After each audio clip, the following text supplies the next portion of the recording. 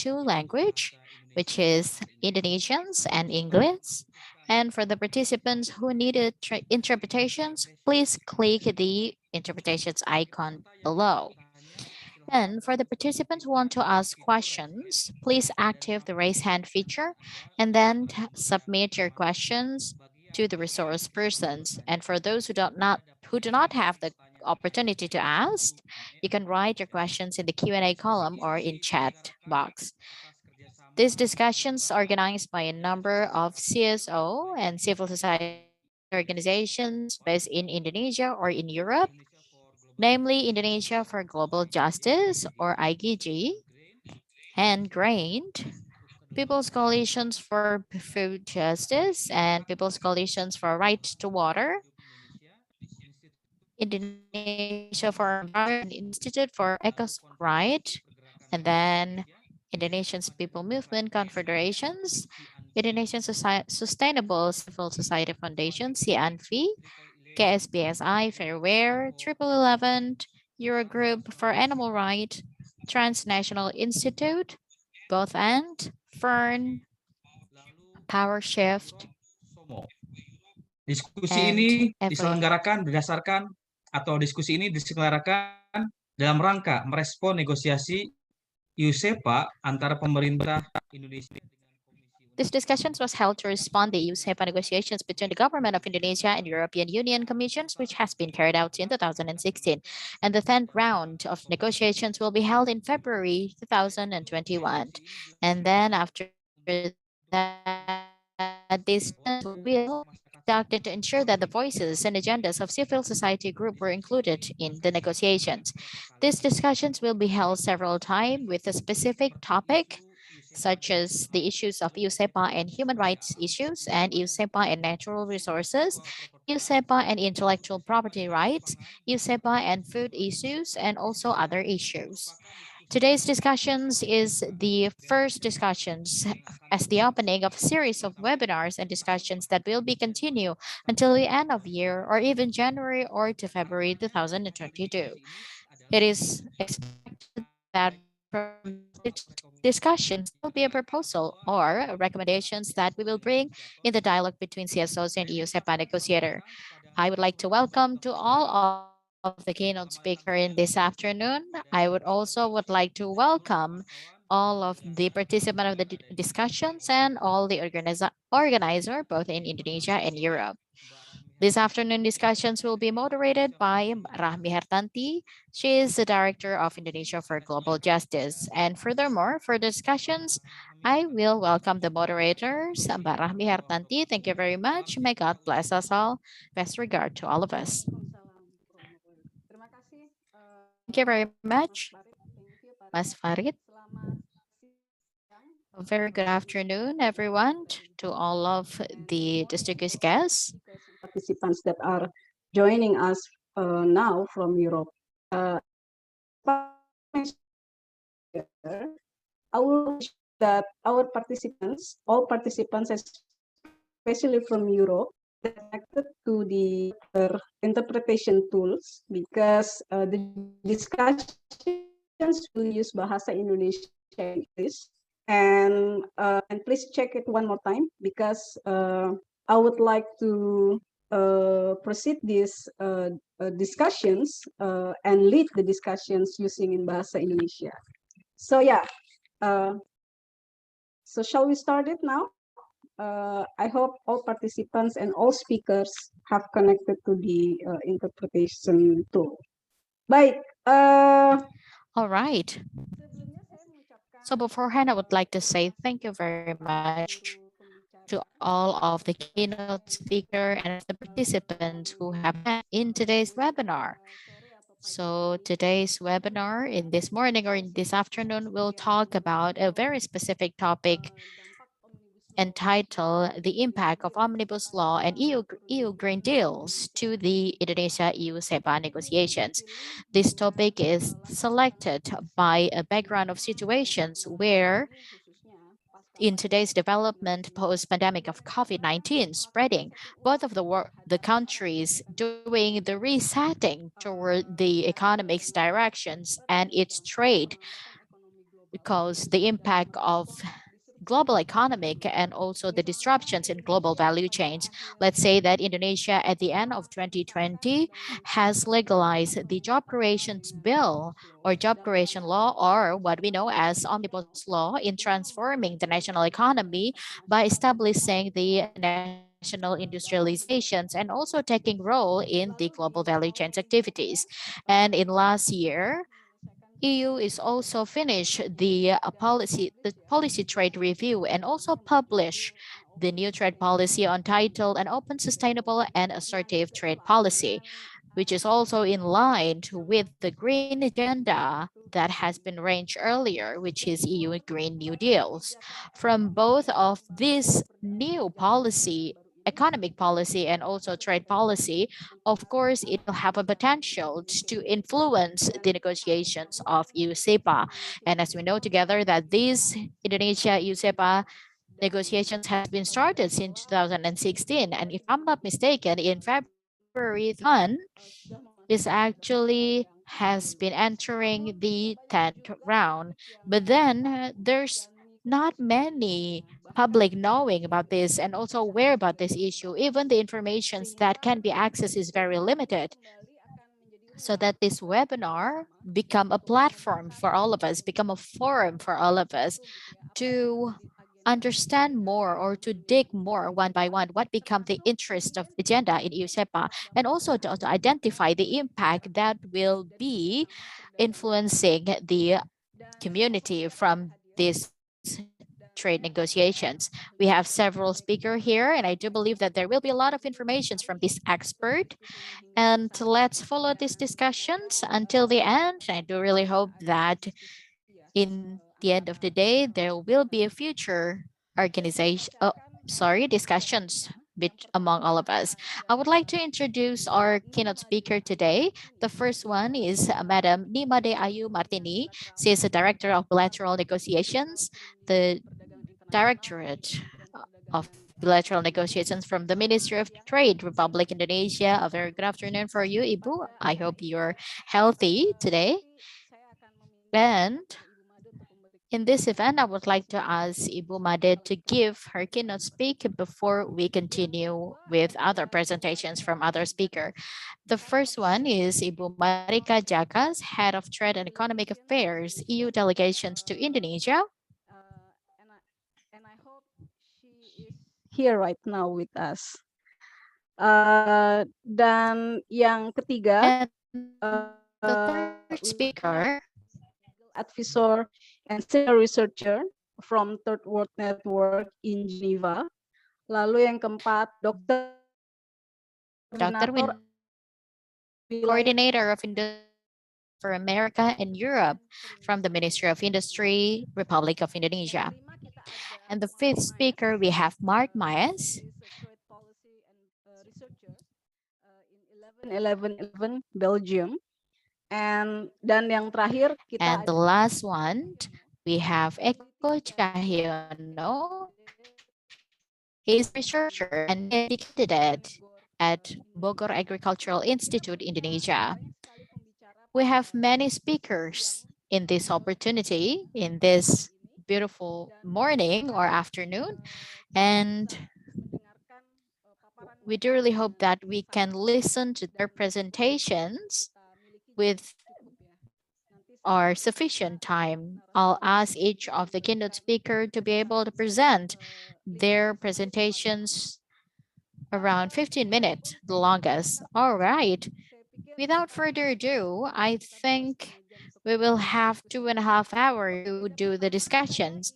And for the first agenda, I would like to welcome Ibu Made made her keynote speech about the aspect in the EU CEPA negotiations to be a trigger point in our discussions. Ibu, you given time 10 to 15 minutes. And the floor is yours, Ibu. So please, because we will be assisted by the interpreters. Thank you. Thank you very much, Mbak Rahmi. And I'm very glad to meet you again. you can. It's been very long time during the pandemic. It is caused by pandemic, so we're not be able to see each other. A very good afternoon, everyone. May God bless us all.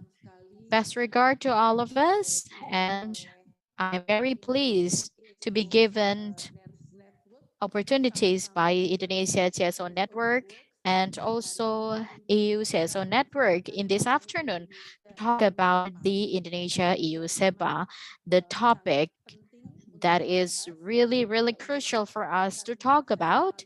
And for so many time, I always spare my time if there is a team from CSO Indonesia, the IGJ, Indonesia for Global Justice in particular, and they invite us. So a very good afternoon to all of the distinguished guests from the keynote speaker and also all of the participants. I'll try to give my presentations for 10 and 15 minutes maximum to talk about several things. And of course, I do believe that among the participants in this webinar, it's quite familiar with the issues that will be discussed in EU CEPA. But then, first of all, my presentation is in English, but then I'll explain in Bahasa. So I will use bilingual. Please don't worry about me. And then maybe our colleague in Europe can also understand, or maybe Madam Marika can also understand from my presentation slide. And next, I will talk about why the government of Indonesia is doing a negotiation. So why? This is a very important things to discuss because our reasons to do a negotiations is become a fundamental reason for us to do this. Okay, let's start with the presentations. Yes, of course. We see because there is a great potential. It is started around 2011. There is a vision group.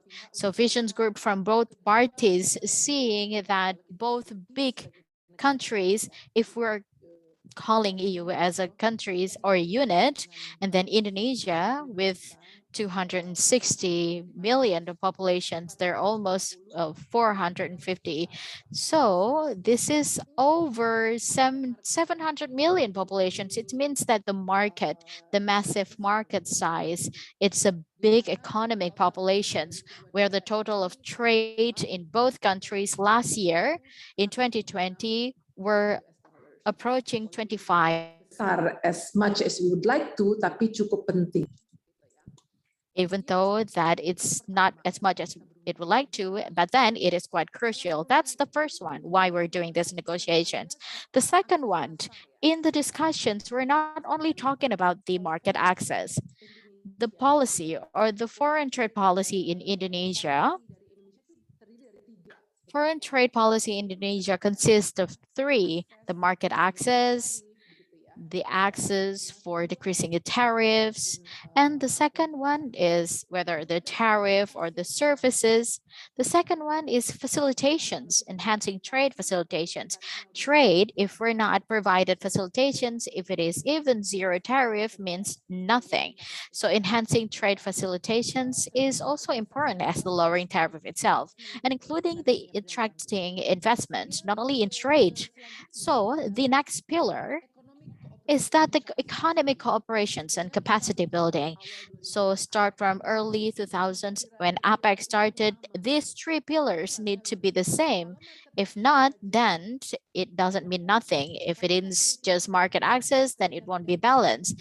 If you're not opening the access, also it will cause a problem. If there's no economic operations, let alone countries such as Indonesia, a developing country, emerging economies that is different with advanced industry, they have a specific interest there. So that's why in this CEPA, we're talking about this, and it's become a very important agenda embedded to CEPA, not only how to lowering the tariff, not only how to attract investment, but then also capacity building for the human to development, for human capital development is also being discussed. It's become a reason for Indonesia to do the negotiations or to create an agreement. And another things, comrades, of course, I've been known Rahmi for such a long time, and also the NGO. Of course, there are voices and input to the government to be aware and to make sure that it needs to be inclusive and so on and so forth. Yes, indeed, of course, it's become one of our reasons for us because we want to improve the welfare in macro level, but then it also will leverage our economic situations. One thing that I need to convey in these opportunities that is not only the benefit from CEPA or the trade agreement, we also need to think that this is a competition. This is a fact.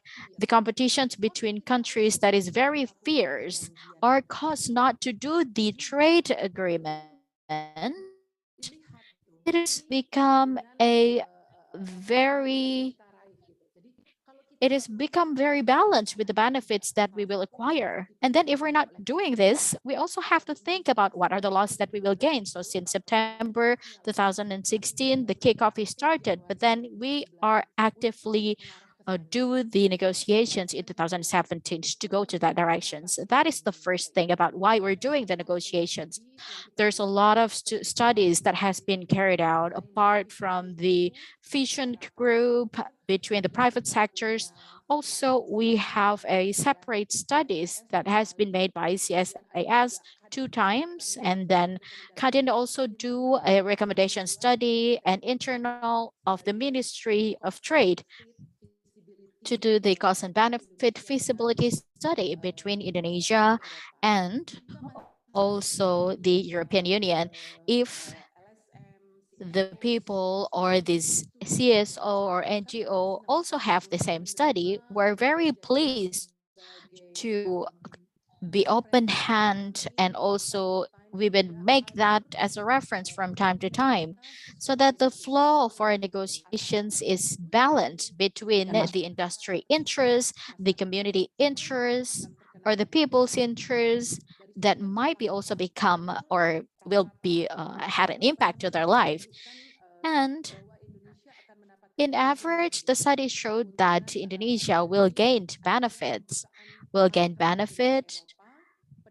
by opening a market with Europe and also to improve the investment from Europe, whether to Indonesia or Indonesia to Europe. One of the important things is that how to address the compliance issues, standard issues, or non-tariff research issues that we all know for EU, it's not very easy, right? It's not easy. It doesn't mean that I'm being discriminative, but then it's not easy for developing countries to Indonesia to enter that. So that's why we need an economic cooperations. So Mbak Rahmi at the early beginning say that yes, this is very true. And now we are also need to see the situations of pandemic in the last 2 years on creating Indonesia, how to be more focused.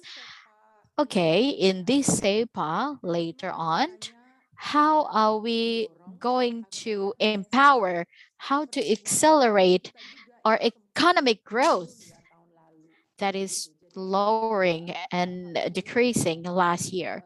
These are the things that become our considerations point. Apart from that, there are also several agenda that in the trade negotiations, sometimes we can use some momentum to do a reform, internal reforms, let's say, and sometimes it can be accelerated with the trade negotiations or the corporations with another country. All of the studies showed that the interest in economic side, for example, our increased GDP or our market access is getting increased.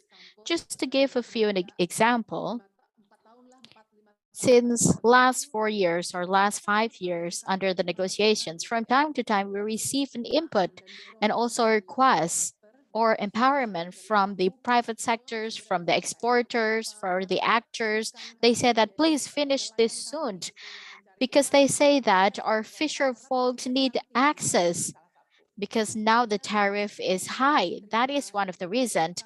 And this morning I received an information that, yeah, we're ready and other countries have a high numbers of COVID.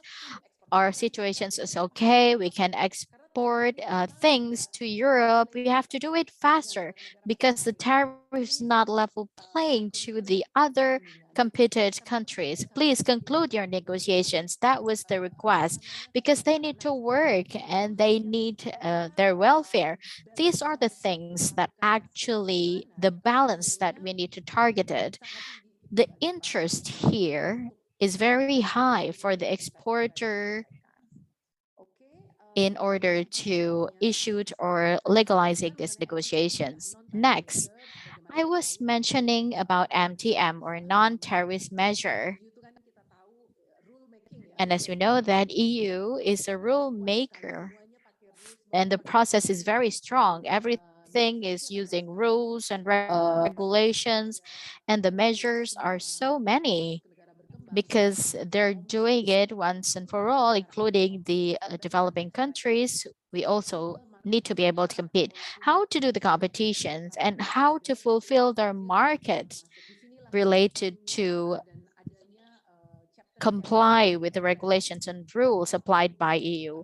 So there should be a chapter that needs to be addressed that our product from our SMEs can also be included, not only in the big industries. This is one of the aspects that we should not forget about. Another thing is that we also have an agenda about sustainable product. It's no secret. I think everyone know how the dynamics is very high that with the measure regulations in EU, or maybe there's additional demand, and Indonesia is also improving our sustainability practices. But then one of our agenda is that we don't want Indonesian product that we considered sustained is rejected there with many reasons.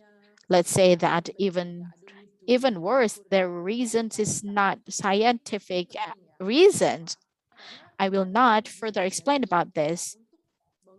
It is important for our growth, actually, how to lowering the poverty rate in Indonesia. And in the chapter of sustainable development, one of them is that we are talking about this, even though in many chapters, NT, sorry, not NTB or TBT, we can also discuss about that, or in the chapter of corporations. These are several elements that I would like to highlight. Next. So I don't need to talk about this. We all know the flow or the history flow of our negotiations up to the point we have passed 10th round and then we will do the 11th round in November. Like what the MC said, yes, the plan was in October, but then considering the preparations and Europe, that's why we need to inline of our agenda. So 1st of November, we will start the 11th round.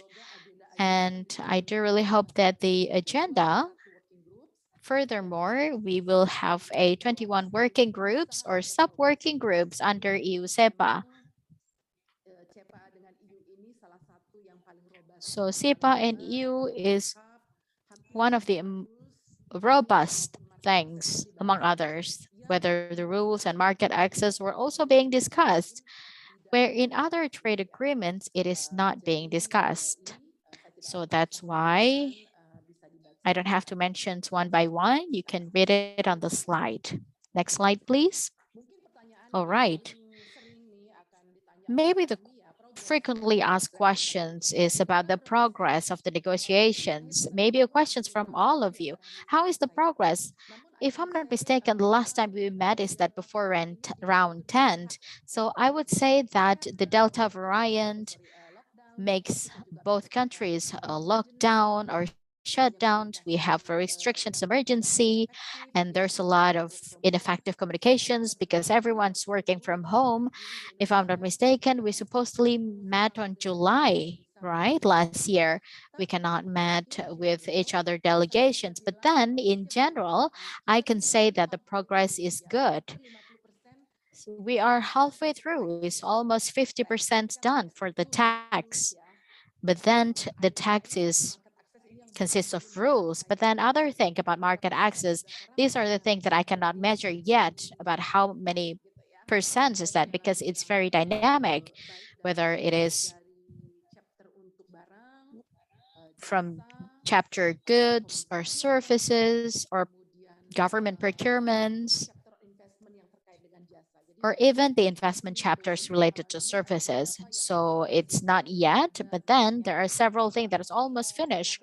Let's say that SBS or other arrangements. But then, yeah, in the round 11 and up until we're finished, we don't know how is the target. And we will see how the conditions will be in future. But then honestly speaking, maybe in the next 2 months, I don't think that we will finish, even though we want to, but then we need to be talking in realistic. But then exchange over offer like tariff lines or services, they're very complex. It is carried out from time to time for both parties, whether it's through emails or intersections, or maybe we can also meet later on. For the issues of specific concerns by NGOs, such as investment dispute settlements, I know that this is always become a frequently asked questions, and about the intellectual property rights, ERM, and digital trade. All of these are still under negotiations, and it's not finished yet. It's still running on the dynamics. But then maybe the more we go through the negotiations, the more difficult the situations will be. But then, yes, that was the negotiations.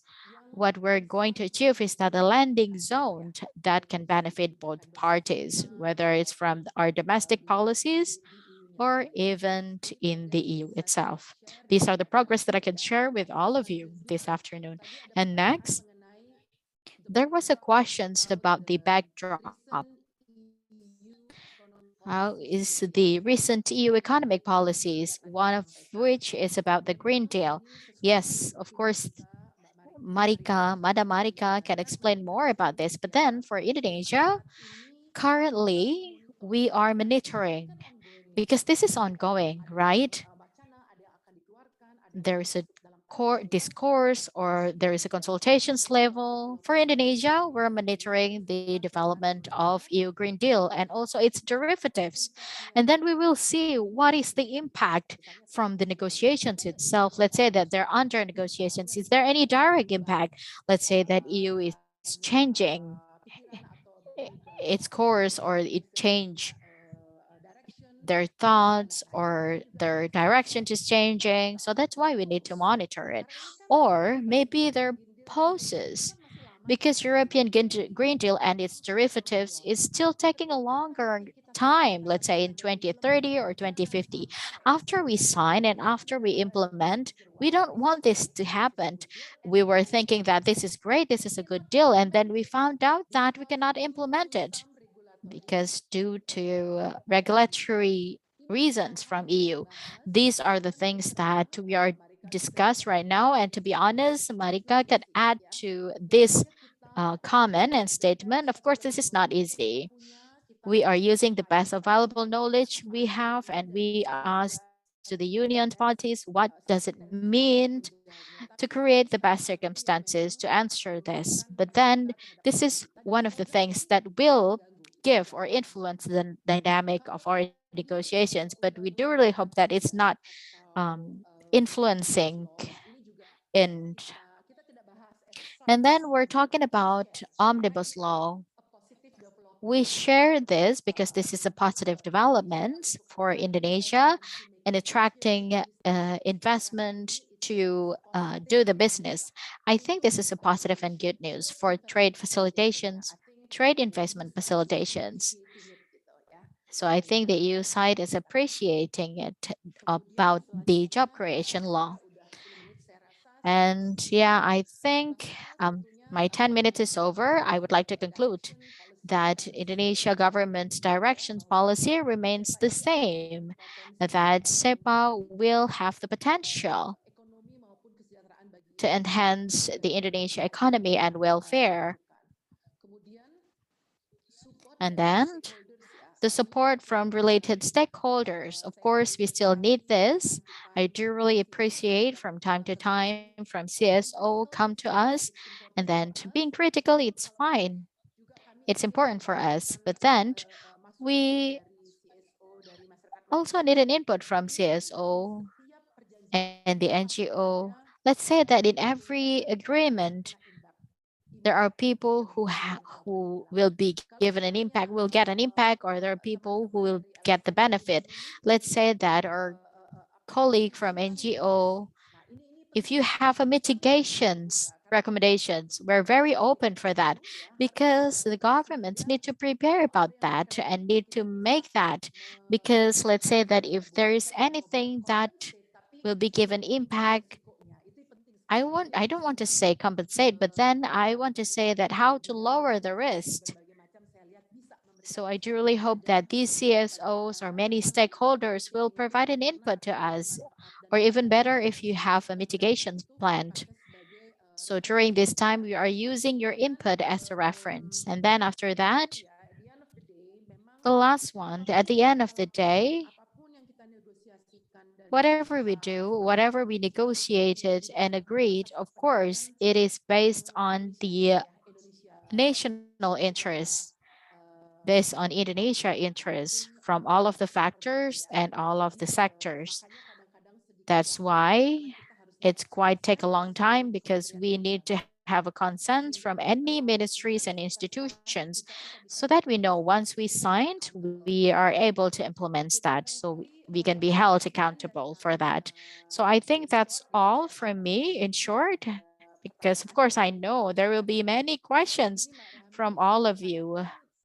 But then, Barami, today, since I have several events in the Ministry of Trade, after this, I need to leave. But then, if you allow me to do the Q&A sessions now, I am willing to do so before I leave at 4 o'clock. But then, if not, my teams will be here to monitor the question and answers on the flow. Thank you very much. Okay, thank you very much, Ibu Mada, for the comprehensive presentations. There are several things that has been conveyed by Ibu Mada, because actually for the government of Indonesia, it is very important that Indonesia is now carrying out negotiations with the European Union. There are several things that become a background, and also how to provide a way for our economic growth and so on and so forth. But then for these very comprehensive issues, Ibu were mentioning a lot of issues, not only in the context of market access, but also several pillars that has been mentioned earlier by Ibu Mada, whether it's from the economic operations and others. And all of these are actually related to one another, whether from the interest of government of Indonesia or whether from interest of other parties. But then the concerns today is that how the government of Indonesia makes sure that our product can go into European Union's market. Because as we know that now we can say that it hampering our trade. And as we know that EU have a lot of regulations that is those regulations is making us to comply with many standards that is implemented by EU and others, including several policies like Green New Deals, and we don't have no ideas about how its impact to the future. And after this, we will have a further discussions about how new Green Deals have an effect to the negotiations process itself. But then Ibu Mada is welcoming the input from the CSO. We're very happy for that. And I do really hope that we can maintain our communications and how CSO's input can become a very important note under the negotiations. So about the time, if it is allowed, I can open one questions for you. Maybe the rest will be discussed at the end of the sessions. And I do really happy that your staff is here. So for one questions only, if there's anyone would like to ask Ibu Mada directly, so I'll open the floor. Please raise your hand. Saya belum melihat ada raise hand. I don't see no hands raised yet. Tidak ada. Nampaknya. Well, if there's no one raising hands, maybe we can proceed, Ibu. Tuh kayaknya raise hand ya, Ibu. Well, actually, Sanya is raising her hand. Oh yeah, we have Sanya here. Sanya, please go ahead. There is also a question in the chat. But I was just going to ask Ibu Made what the studies say about the impact of an Indonesia-EU CEPA on Indonesia's goods trade balance. So your exports may increase, but will your imports increase by more? So will your trade balance improve or worsen if you sign an EU CEPA? Because at the moment, Indonesia has a trade surplus with the EU in terms of goods. Thank you. Thank you, Sanya. And one more questions from Aida Greenberry. Actually to all speakers, yeah, but I think it can also to Ibu Mada. So the European Commission is planning to ask companies selling products in the EU, such as palm oil, soya, or coffee, to prove that they are not contributing to deforestation. So Indonesia reductions of deforestation rate is not deemed credible, according to Professor Hansen at the Tropical Forest Symposium in Berlin earlier this month. So how is Indonesia going to deal with it? So Ibu Mada, I think you can also respond to these questions. Okay, so two questions for you, Ibu Mada, please.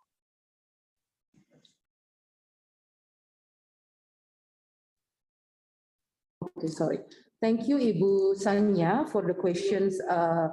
In terms of study, the Vision Group study says that upon the implementation of the CEPA, Indonesia will be surplus vis-a-vis the EU. And our internal study at the ministry also says the same. Yeah, but of course, again, Vision Group was done quite a long ago, 2011, if I'm not mistaken.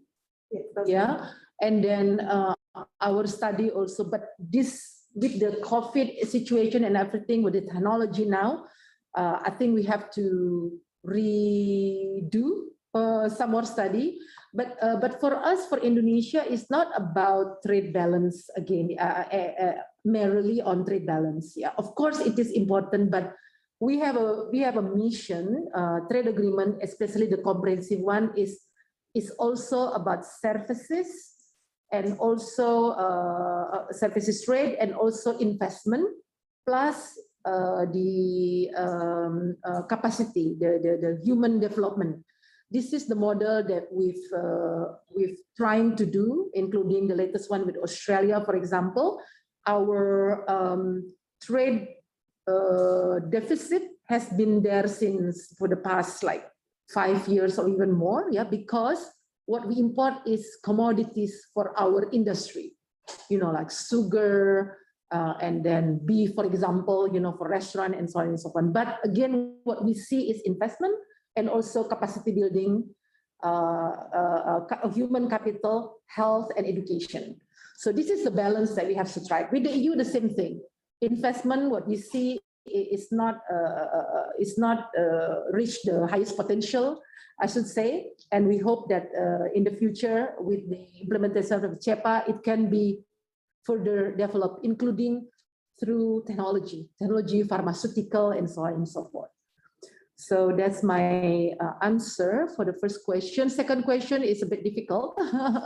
Okay, European Commission planning to compromise. This is about our product, yeah, our palm oil, soya, coffee, and so on and so forth.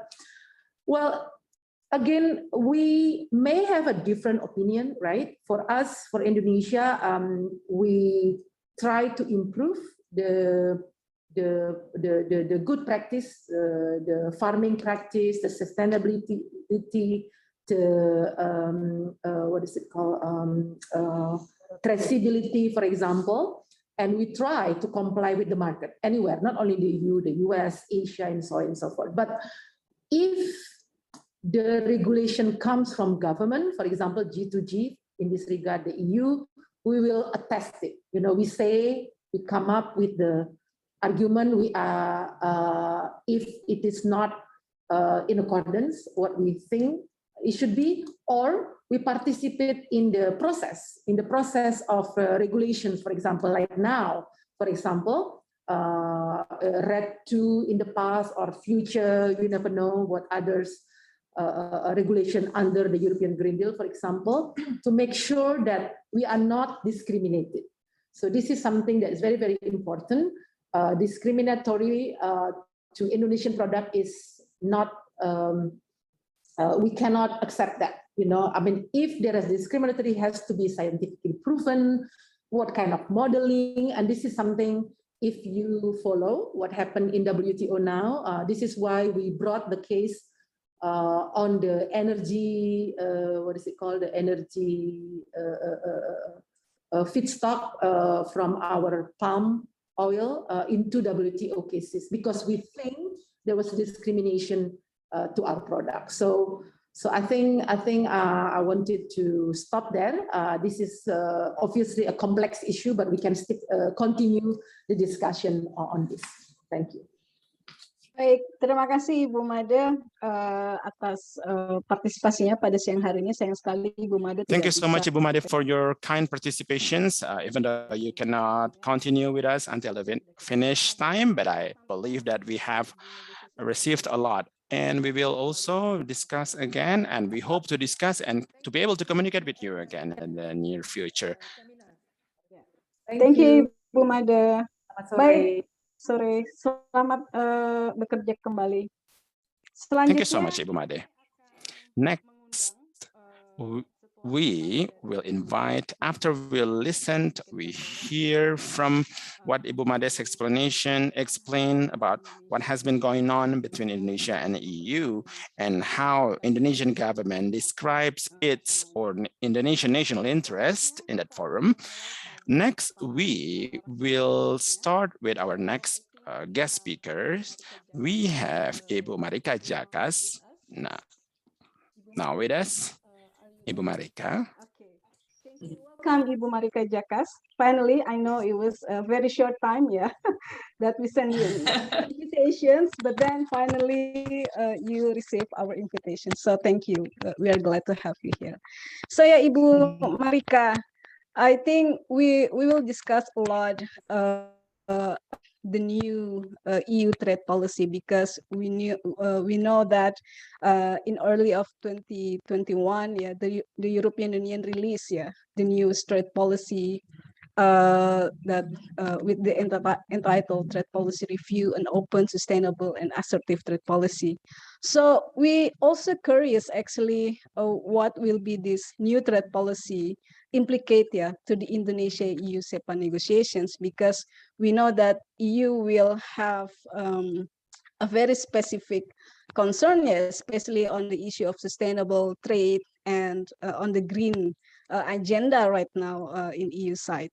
So can you perhaps for the next presentations, can you explain to us what is the new EU trade directions right now, from this latest policy, and then how does the European Union translate this new trade policy into the negotiations process with Indonesia, and what will be the EU priority in the negotiations, especially on this new trade policy?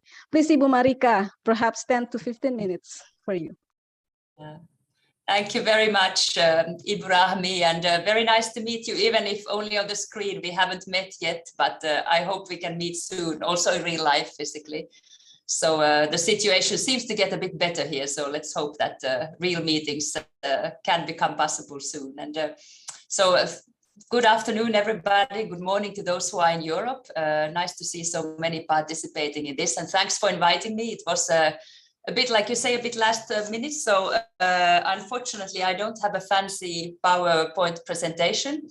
I would have a very similar one that Ibu Made just gave, because usually when we participate in events, we both talk about the CEPA, but I can't, of course, repeat what Ibu Made said, and it would be very much the same. So I thought I will start perhaps by just an introduction of, I mean, you sure have all heard about the EU Green Deal. So I will just say a few words about that, a bit about also what we call the Fit for 55 package, which is basically all this legislation to implement the EU Green Deal. And then moving to what this means for the EU's trade policy. You mentioned, Ibu Rahmi, the trade policy review, rightly.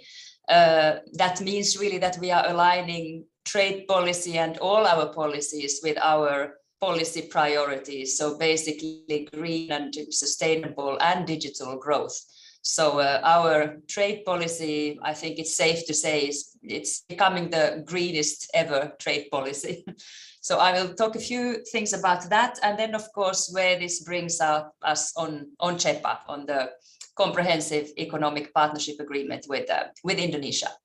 So maybe just a few words about the Green Deal. Many of you, I'm sure, are aware about it. It's basically our new growth strategy in the EU. It was launched already in December 2019. And it's really a process to overhaul our entire policy framework to make sure that what we do is really within the limits of the planet and contributes to sustainability and a better world, to be honest. And also we don't want to have any net emissions or greenhouse gases anymore by 2050. The economic growth is decoupled from the resource use, and then also no person and no place should be left behind. The Green Deal also, it provides a roadmap with the actions to move to a clean, resource efficient and circular economy, to restore biodiversity and to cut pollution. So this is in essence what the Green Deal is about. But as I said, it's really a growth strategy. We believe that this is the only way forward. And then coming to the Fit for 55 package, you may have heard about this too. It's really the package which will deliver the Green Deal. So it was proposed by the European Commission on 14th of July this summer. And it's really a package of climate, energy, land use, transport and taxation policies, so very wide. And it will be vital for reaching the EU's goal of cutting greenhouse gas emissions by 55% by 2030. So therefore the Fit for 55. So 55% of reduction by 2030 compared to 1990 levels. So that is the baseline.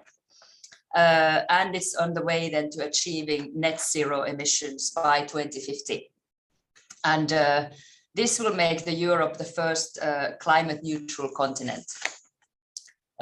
These targets come directly from the Green Deal, and they are now included in the European climate law. So it will legally require the EU to reach them. And the purpose of this climate law is to make sure that the EU delivers on its international commitments under the Paris Agreement to keep the rise in global greenhouse gases and the temperature well below 10 degrees.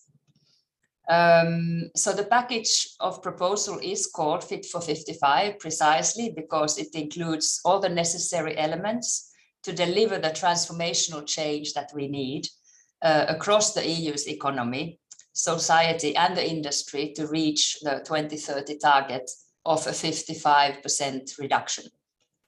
It consists of 12 legislative proposals. It's a very big package. and an overreaching strategy document explaining how this proposal will deliver on the EU's objectives. And overall, the package proposes to strengthen 8 existing pieces of legislation, and then it presents 5 new ones across a range of policy areas and economic sectors.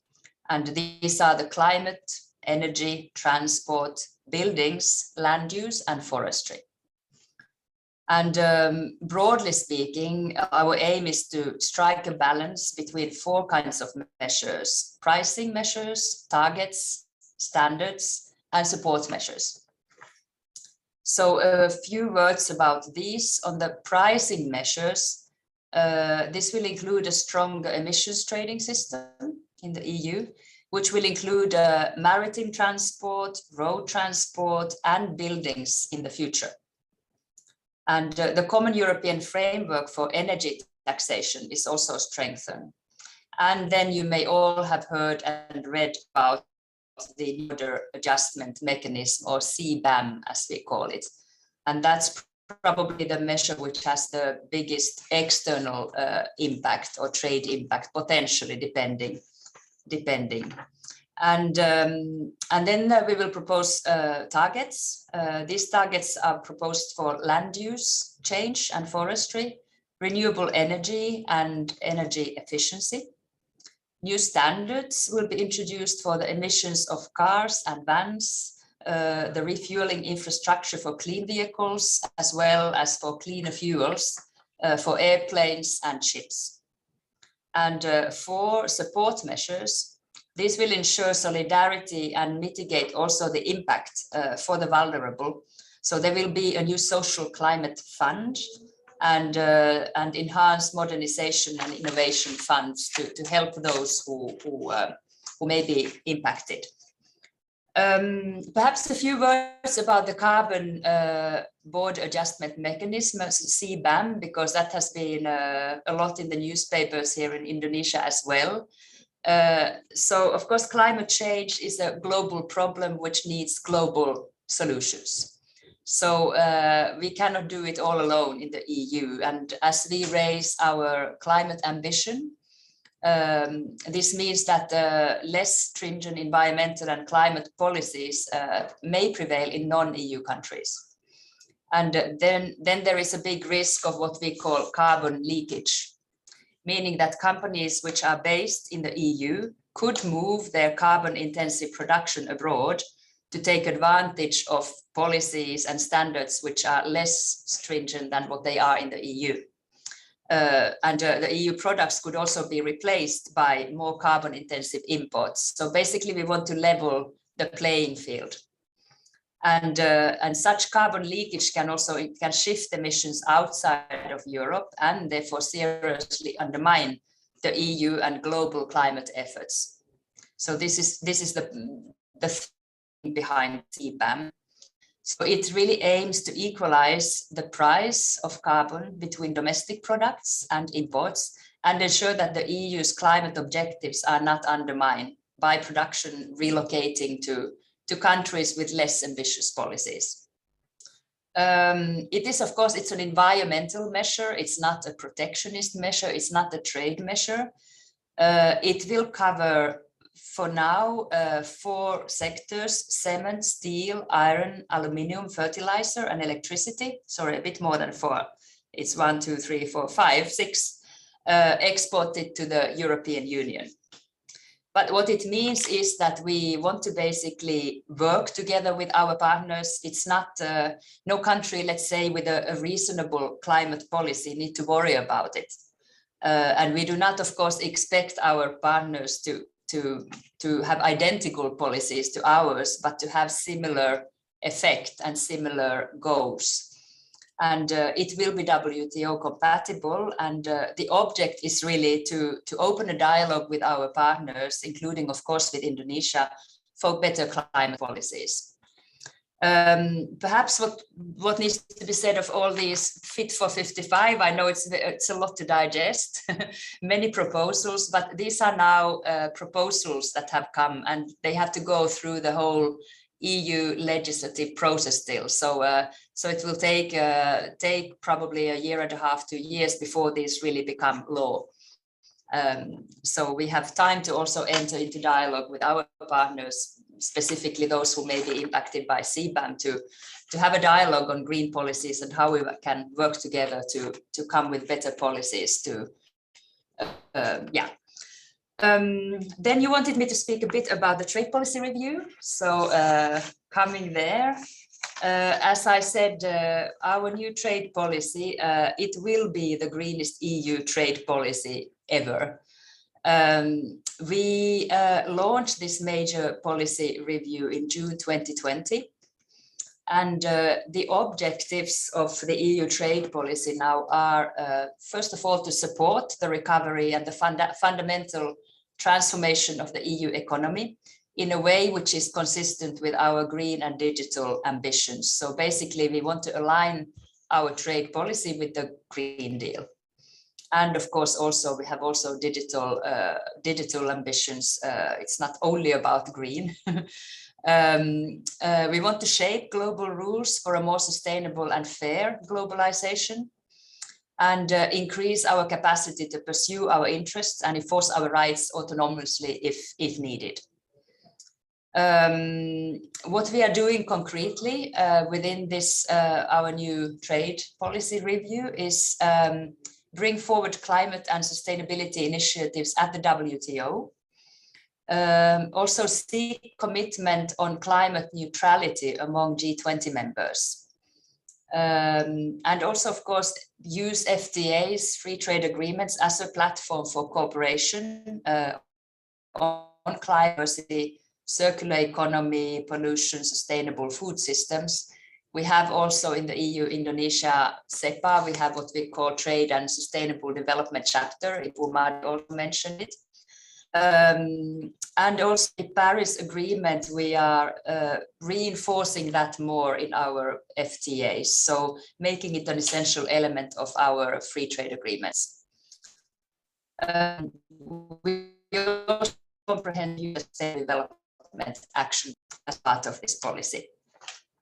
So ideally, what we want to do, we want to work together with our partners, including in Indonesia and the wider ASEAN region, to consolidate our FTA networks and to conclude and ratify our outstanding bilateral agreements. So that means that we want to now complete our trade negotiations with Indonesia. I mean, it's a priority for us now and for Indonesia to conclude the CEPA. And we are also negotiating currently with Australia and New Zealand. So those are also part of this network of FTAs that we want to conclude. And these are also stated in our recently launched or published EU Indo-Pacific strategy. This was just published on 16 September. And there you can also see, when it comes to the trade economic side, we want to conclude the 3 countries that I mentioned, Indonesia, New Zealand, Australia. And we are also exploring negotiations with Malaysia, Thailand, and the Philippines in the region. Those are all for the moment suspended, but we are exploring whether to open. We could open with these in the region. And we are also starting to negotiate with India, or restarting the negotiations. So quite a bit of going on in the region. And as Ibu Made said, with Indonesia, we are about halfway. It has been a steady process, but we now want to, hopefully can give a push to the negotiations and conclude soon. So a few words, where will this bring us with the CEPA? It's basically, as Ibu Made said, we are already quite far. We are about 50%. As always, the more, let's say, traditional chapters, we are far, but there are some where we need to work a bit more. One of them is Trade and Sustainable Development Chapter, which is something that Indonesia has not negotiated before. So understandably, this needs a bit effort, but we are both committed to having a comprehensive trade and sustainable development chapter in the CEPA. The fundamentals for the negotiations for the CEPA, I think they remain as compelling as ever. our economies are largely complementary. So we don't compete in many sectors. What we, what Indonesia exports is not what we export. So it's very complementary trade basket. So it has really considerable potential to open up new opportunities and of course bring mutual benefits for traders, for companies, for investors, but also for workers and consumers on both sides. So as Ibu Made said, we have concluded 10 rounds. I don't want to repeat too much what Ibu Made said before, but we have now the 11th round coming. We were supposed to have a round in summer, but then came the Delta virus here. So we had to postpone for obvious legitimate reasons because of the COVID. So to some extent, the pandemic has really slowed down the negotiations. And of course, the fact that we have to do them now virtually since a few last rounds, it's of course not ideal.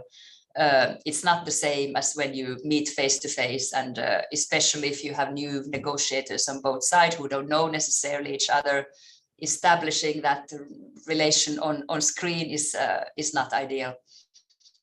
But we are positive about it. We hope that we will now make progress on the 11th round, which will be in November. Ibu Made also referred already to some studies, but we like to quote an independent World Bank study, which basically concluded that a comprehensive CEPA between EU and Indonesia would lead to 2.13% of GDP growth. So I think that is significant by 2032 for Indonesia. Of course, it will have great benefit for EU too, but 2.13% GDP growth for Indonesia by 2032.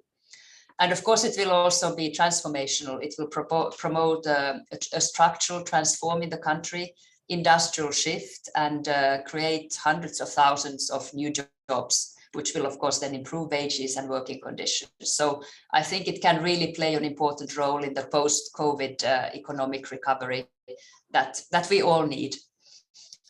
So yeah, I think there are a few words on 455 on this one. Of course, now we have presented a lot of legislative proposal, and of course we continue to work on this over time. This does not mean that all will the CEPA, domestic development to reflect in the CEPA negotiations, otherwise we would never finish. So we really remain committed to the original, what we call a scoping paper, which outlines more or less the content of the CEPA agreement. That is for us, and now we are 5 years on. Of course, our stakeholders make more noise about FTAs. We want to have them more green. As I said, we want to have a very substantial, a comprehensive trade and sustainable development chapter, a concrete element which is coming from the Green Deal, and that is really the only one on CEPA. Is we want to now present a proposal for a chapter on working together on sustainable food systems. This is something that we are introducing in all our ongoing trade negotiations, also with Australia and New Zealand.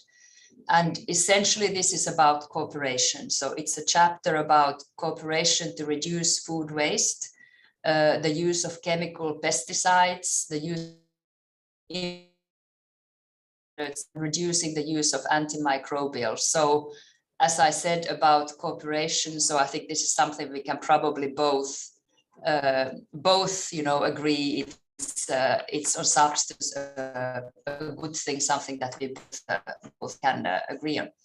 So this is, of course, it's a new chapter. We will still have to discuss it. We are now just introducing it. So we will have to take it from there.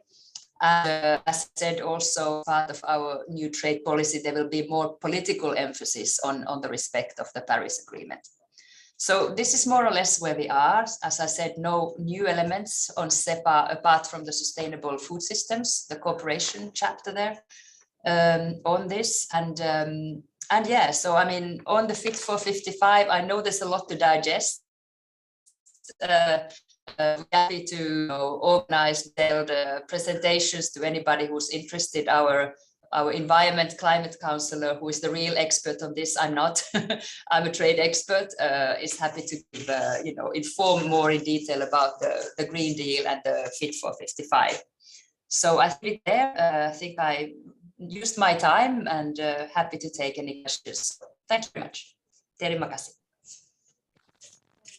Ibu Marika, thank you. I think it was really comprehensive, that you explained many things about the EU Green New Deals, including how it will implicate to the EU new policies, like the EU trade policy is the green trade policy ever. We are waiting for that. See how it will really implicate for our sustainable planet and future. So I will turn into bahasa again. So setelah kita mendengar Ibu Marika, penjelasan Ibu Marika mengenai kebijakan baru yang dimiliki oleh Uni Eropa, baik dari sisi isu EU Green New Deals, termasuk yang tadi disebutkan mengenai bagaimana EU akan memiliki strategi baru dari sisi isu pertumbuhan ekonomi yang menggunakan label hijau gitu ya, dan itu diterjemahkan di dalam sebuah kebijakan perdagangannya. Indonesia juga tidak kalah pentingnya, bahwa perlu diingat di tahun 2000 sudah mensahkan undang-undang baru yang bernama Undang-Undang Cipta Kerja nomor 11 tahun 2021 ya, saya lupa. Dan English Not clear, Mr. Mark? Okay. Now we're here. Okay. Yeah. Okay. Thank you very much, Anya. Yeah. So after we heard about the strategy of EU and the new policy, we also have here with us Nardi from the coordinator of Industrial Access for America and Europe regions from the Ministry of Industry of Republic Indonesia, where we also would like to hear from Pak Winardi the linkage between the job creation law that has been legalized by Indonesia in 2020, and then how's actually this agenda or omnibus law agenda or this new policy have a strong relations with the directions of international trade development in Indonesia. And as we know that the current Indonesians' focus is to increase the additional added value. We don't want to export raw materials anymore. We want to export things that we have been processed here in Indonesia. And then after that, we want to build a national strong, and so that there will be a linkage about the global agenda of value change. To what extent, Pak Winardi, overview the job creation law direct or empowering an empowerment to the Indonesia economic strategy such as EU CEPA, and also Indonesians' interests that can be seen in what sectors that become a priority from the government of Indonesia in relations with the job creation law or the international trade strategy in Indonesia that is under negotiations now with EU. Pak Winardi, you have time, 10 to 15 minutes to give your remarks. Thank you.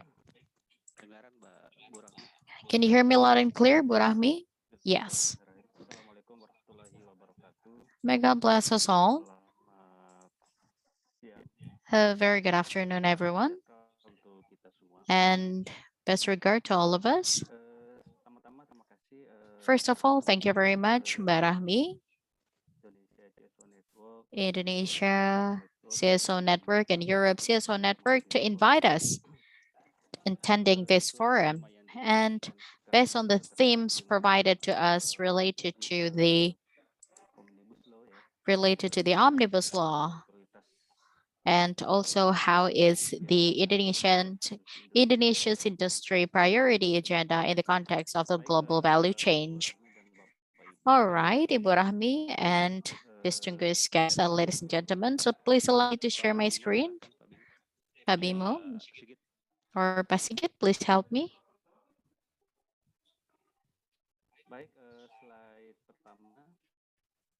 All right, to the slide.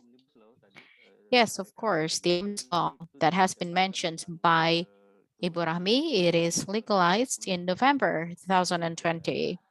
So it has been a year. Yes, the purpose or the objective of this omnibus law is that to attract as many as investment so that it will create a new opportunity of job and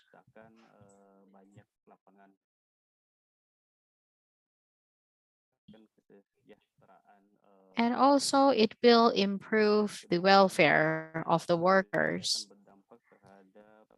And furthermore, how it's impact the community's income and how to reduce poverty. And there is an improvement that will be contribute to the economic growth in international level. So the main objective is that to attract the investment as wide as we can to Indonesia. So omnibus law or job creation law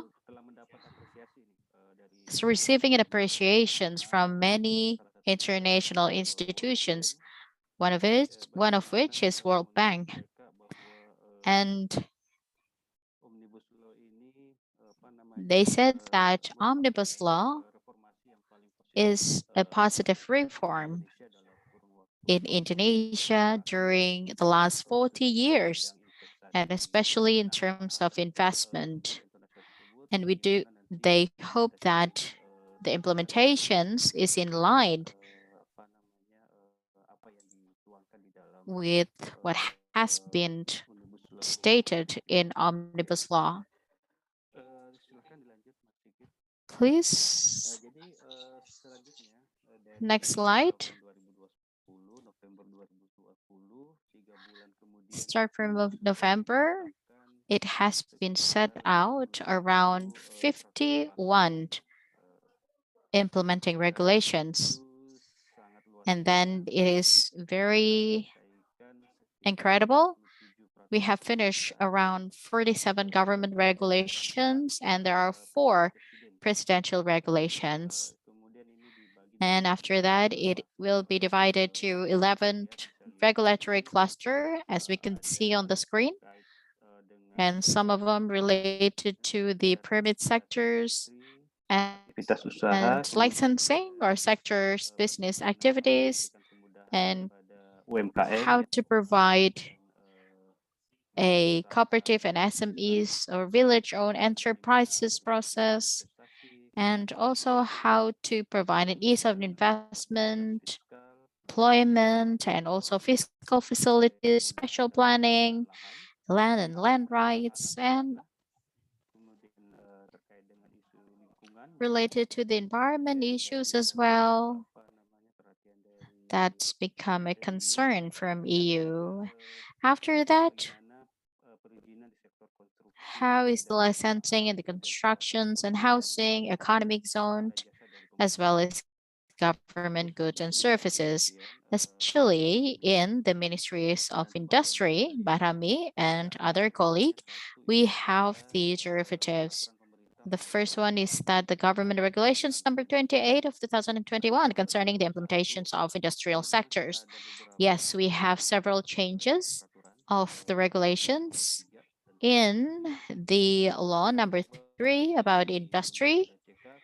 And then after that, in its derivatives, now it will set out about the raw materials or auxiliary materials.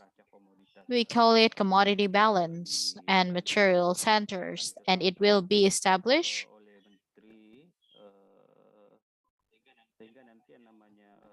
So later on, the recommendations and report, when we have established this all, then the recommendations will be no longer needed. So that is the change in the regulations, so that it will be so much easier to monitor related to the export import of raw materials.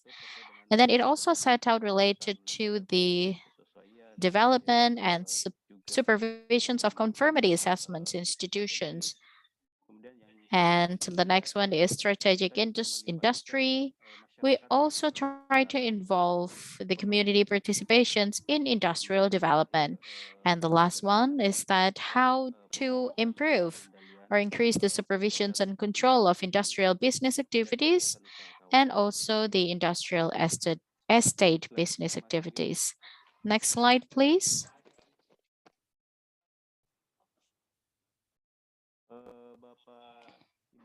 So, distinguished colleague, this is the main focus of industry development in year 2020 to year 2024. So actually, has been in line with the Green Deal. Yes, we are put forward the national industrial policy, and it is focused on effort to achieve the competitive and insightful advantage. So we're moving toward that way to consider the green policy.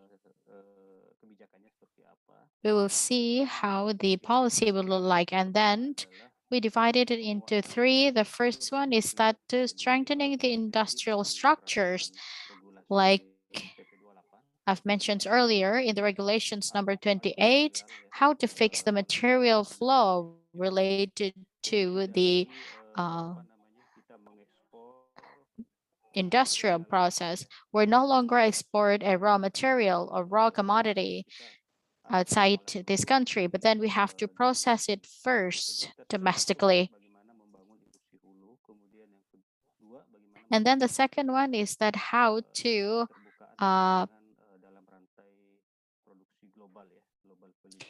the second one is how to do the improvement of material flow through upstream industrial development. The next one is to strengthening the investment climate and trade openness in global productive value change. And after that, to attract foreign investment through attractive offers and incentive to accelerate technology transfer. It actually has been set out in the derivative of the Omnibus Law. And then after that, the industrial zone redesigned. And then the next is that we have the national priority agenda, how to develop the digital transformations of 4.0 in every sectors and especially in industrial sectors. It is through creating the investment ecosystems and also the development of innovation centers and implement fiscal and non-fiscal incentive to attract technology investment, to develop the research and investment, and after that to build the national digital infrastructures. And what's important is that, and also it's interesting how to establish a green industry development. So actually, we have a standard of green industry, Barami and other colleague. We have a technical standard. We have the technical aspect, start from the materials and the use of materials and the use of waters and the green gas house emissions, and also the waste management. We have been set all of this in the green industry development. And the next one is that how to improve the quality of human resources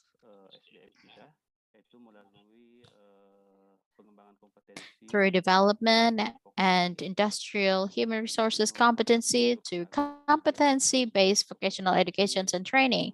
After that, the competency-based industrial workforce infrastructure development and development competency-based vocational educations and training institutions. So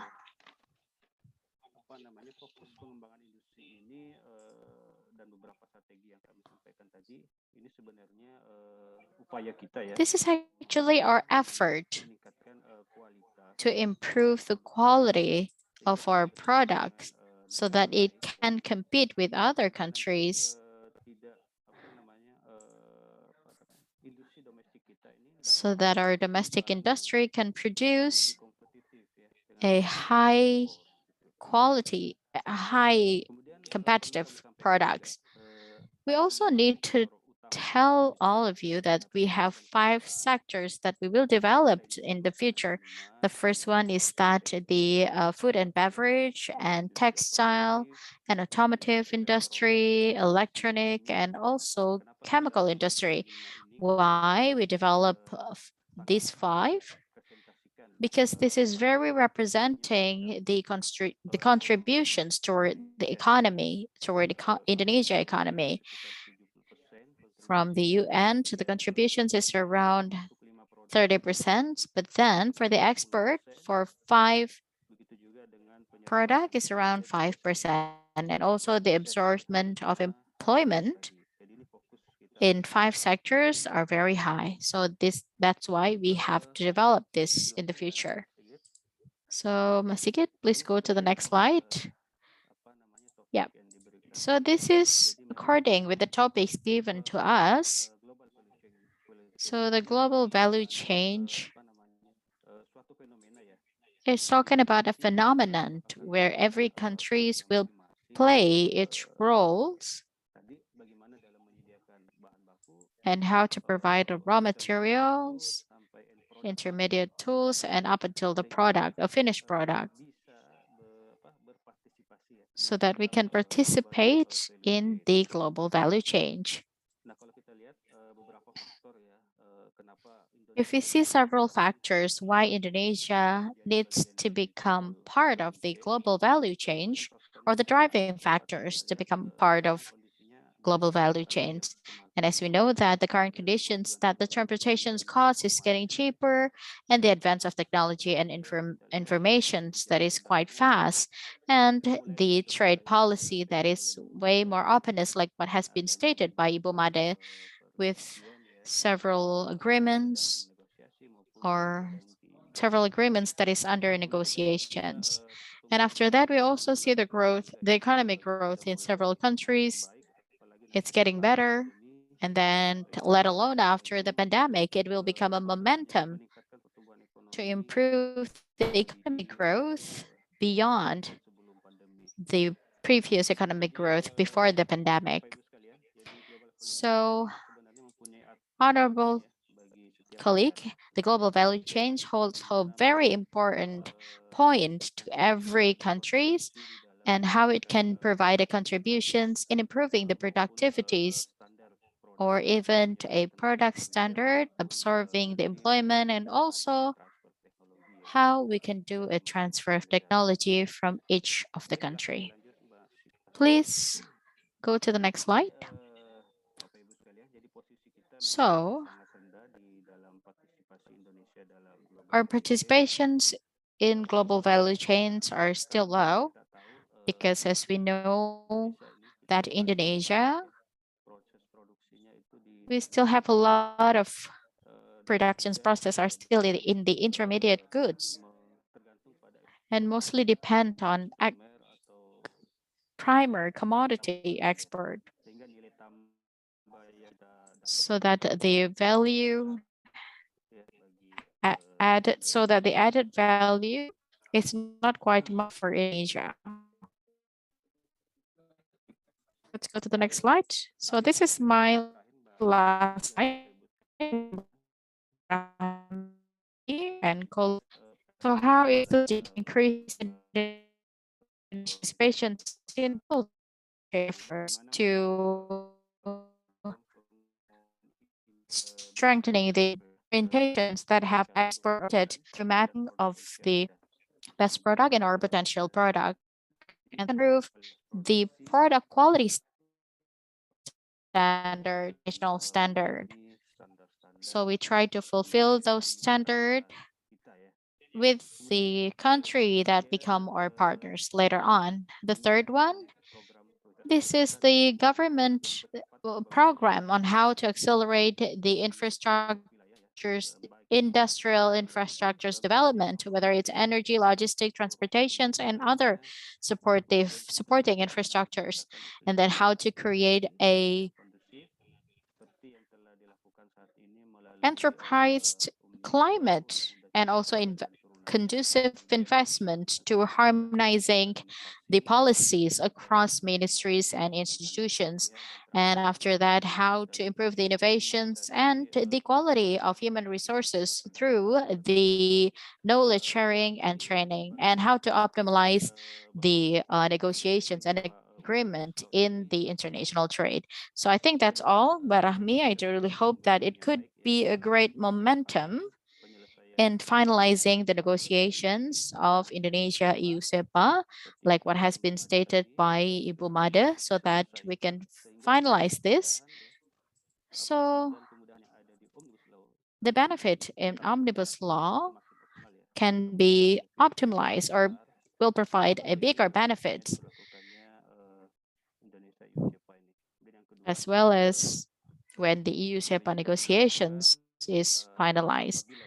We have another expectations that in Indonesia-EU CEPA negotiations, when it's finished, then we can make sure that the participations level of Indonesia in global value chains is getting better or will be higher. I think that's all that we can say for my presentations. Thank you very much.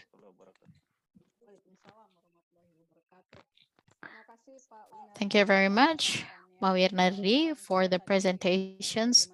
At least Pak Winardi has showed us about what's become the agenda of government of Indonesia nowadays, especially when we try to link that with the policy that has been legalized by the government of Indonesia. And also, how is Indonesia effort to get the new space of growth and accelerating the national industrial growth so that we can get the benefits. Indonesia can get a benefit from it. And especially when we talk about how Indonesia could get a bigger role in the agenda of global value chains. There are several priority sectors that has been stated earlier. Let's say that which are industry that will be focused. There are electronic, chemical, textile, food and beverage. These are the representative sectors that has been contributed to the Indonesia economic growth and how it will be better. Yes, of course, we have heard from three of our previous speaker, whether from Ibu Made and Ibu Marika, and now we have Pak Winardi, on how actually the government or the state in forming a very big agenda in order to empower the better economic agenda. Let's say that in EU, Ibu Marika stated that the EU Green New Deals or Green Deals are actually also a strategy for growth.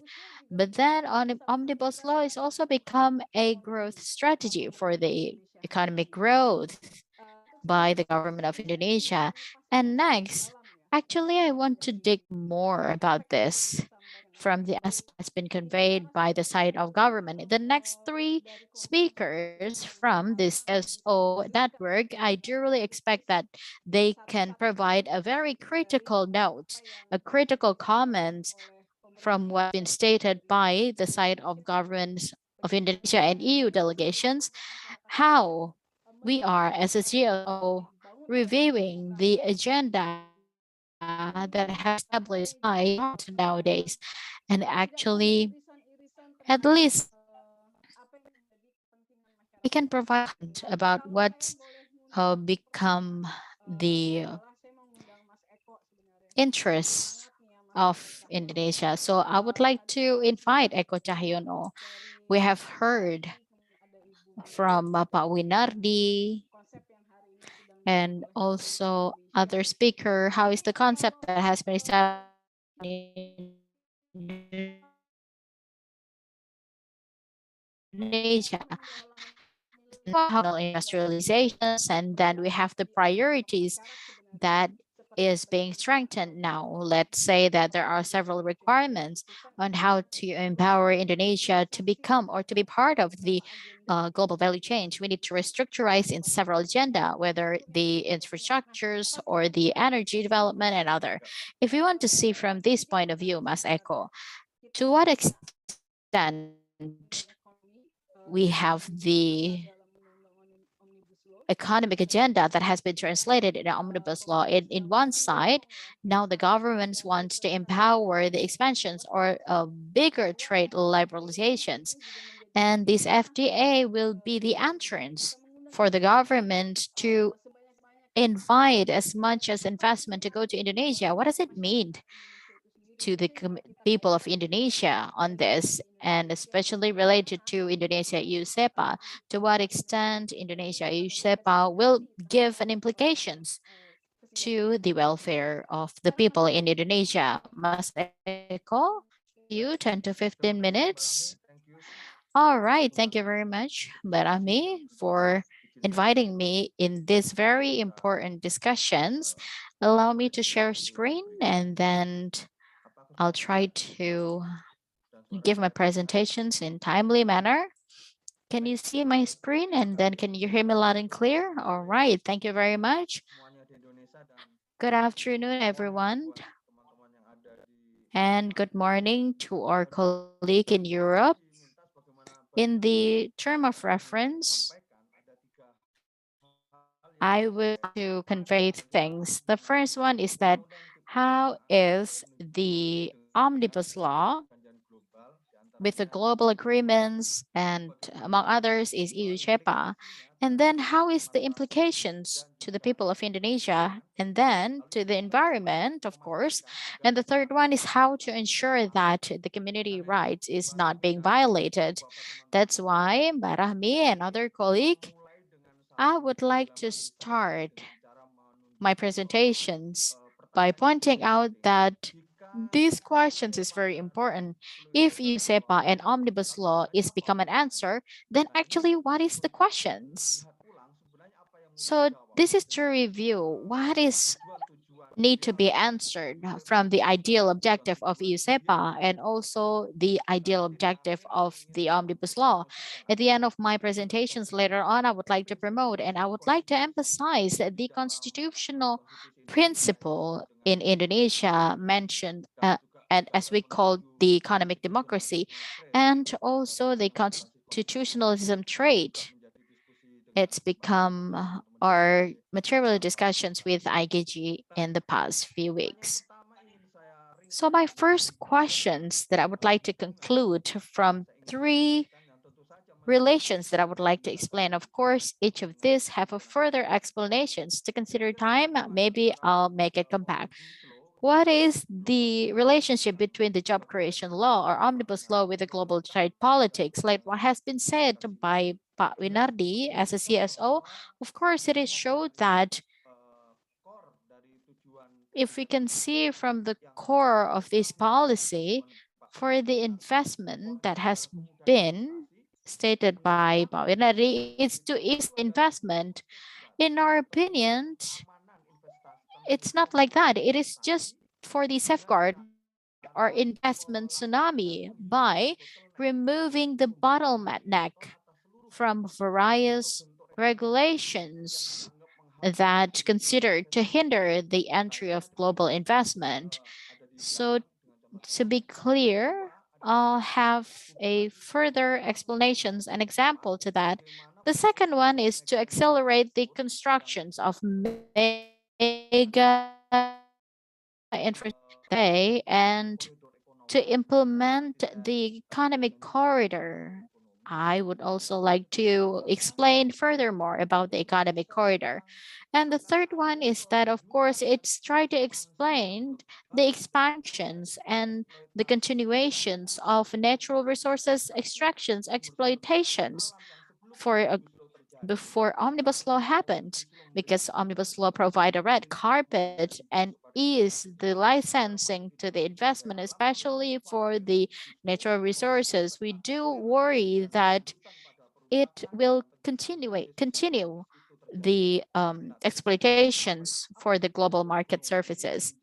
And then, in my opinion, these are the things that will be served by the Omnibus Law. In short, actually, the economic corridor is the economic development scheme by integrating and interconnecting four national development of mega project as one unity.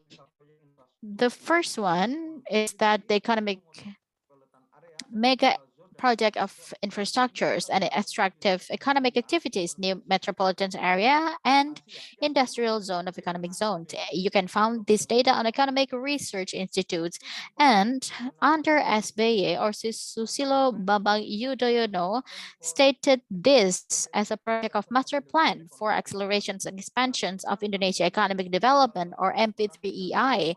Mbak Rami and other colleague in 2015 and in 2017 when it is launched, they have a study especially about this MP3EI and provide a critical point of view. What is this project answering to?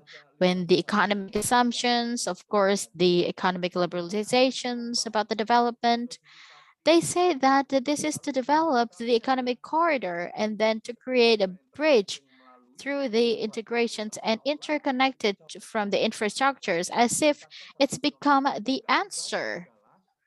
What they didn't read is that who is controlling the natural resources in every island, in every corridors. In short, the MP3I that is continued right now and without the title beragam ketimpangan struktural, baik kepemilikan, penguasaan, distribusi, dan akses sumber-sumber kekayaan alam, sumber-sumber agraria secara nasional.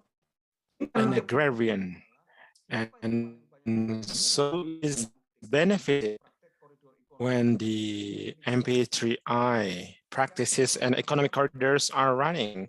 Second, Rahmi, we also have some studies together with our friends in environmental and also agrarian activists together with Mongolia, Cambodia, Philippines. You can download here all our studies.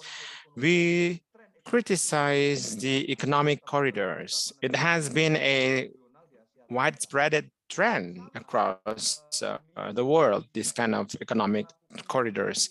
First is the intention is to establish, to construct an economic corridors with liberalization as the fundamental, which of course we know it creates lots of crises, ecology crisis, and so on and so forth. And the next questions, who is the group that get the most benefits out of this relationship? Based on the reports of CSOs, for example, for JATAM, Transparansi for untuk Keadilan, Sahabat Watchdog, I believe IGJ also has your own research into this. The one who is benefited from these practices, omnibus law job creations, are those small, tiny elite groups, conglomerates, and also politicians who are now 60% ruling in our elites now. They are the one who is enjoying, who are enjoying, because they have the power relations, the economic politics, the political economy since the new order or Orde Baru until today, served by the omnibus law from various sectors, property, mining, agriculture, plantations, those famous names, we can find them. It's easy to identify. 10 richest Indonesians, Vob's versions. They do not only have those kind of industry, but they also have ruling our media, and they have numbers of power in sea and coastal area. So there are some reports, for example, in relations with constructing the new Indonesian capital. There are lots of power relations there. Who are owning our palm oil plantations and also coal? 9 largest business group own the palm oil plantation, and Sinarmas, to name a 9 million hectares belong to other rich person of Indonesians. We need to see who would be benefit the most. This gap is sometimes overlooked. Structural inequality, if we can identify here, in Feed and Oxfam from the reports of 2015, reaches man in Indonesia is equal to 100 million poor people in Indonesia. 0.2% of Indonesian, or the people, could control 62 to 87% of Indonesian wealth in the form of land, not to mention economic growth and so on and so forth. Another thing that we have to be concerned if we always doing the investment.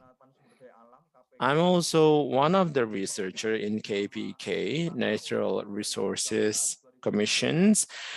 Throughout the study 2013-2018, you can download this if you need. There are 2 main significant findings that we state that there is a natural resources oligarchy that has created corruptions. We found 2 things. The root cause of the corruptions of natural resources is the state capture corruption. There are powers outside the state that could detain the state and could control the state so that the state is serving the interests of some entities.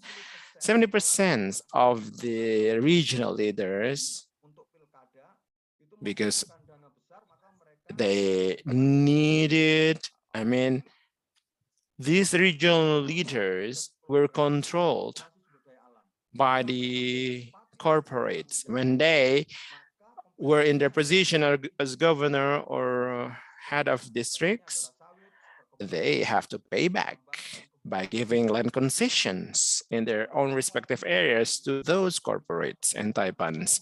I think it's very important if we talk about the economic development. Where is the leak? When we are not combating the corruptions, the problem will not be gone. The challenge is how to ensure the safeguarding of anti-corruption commissions.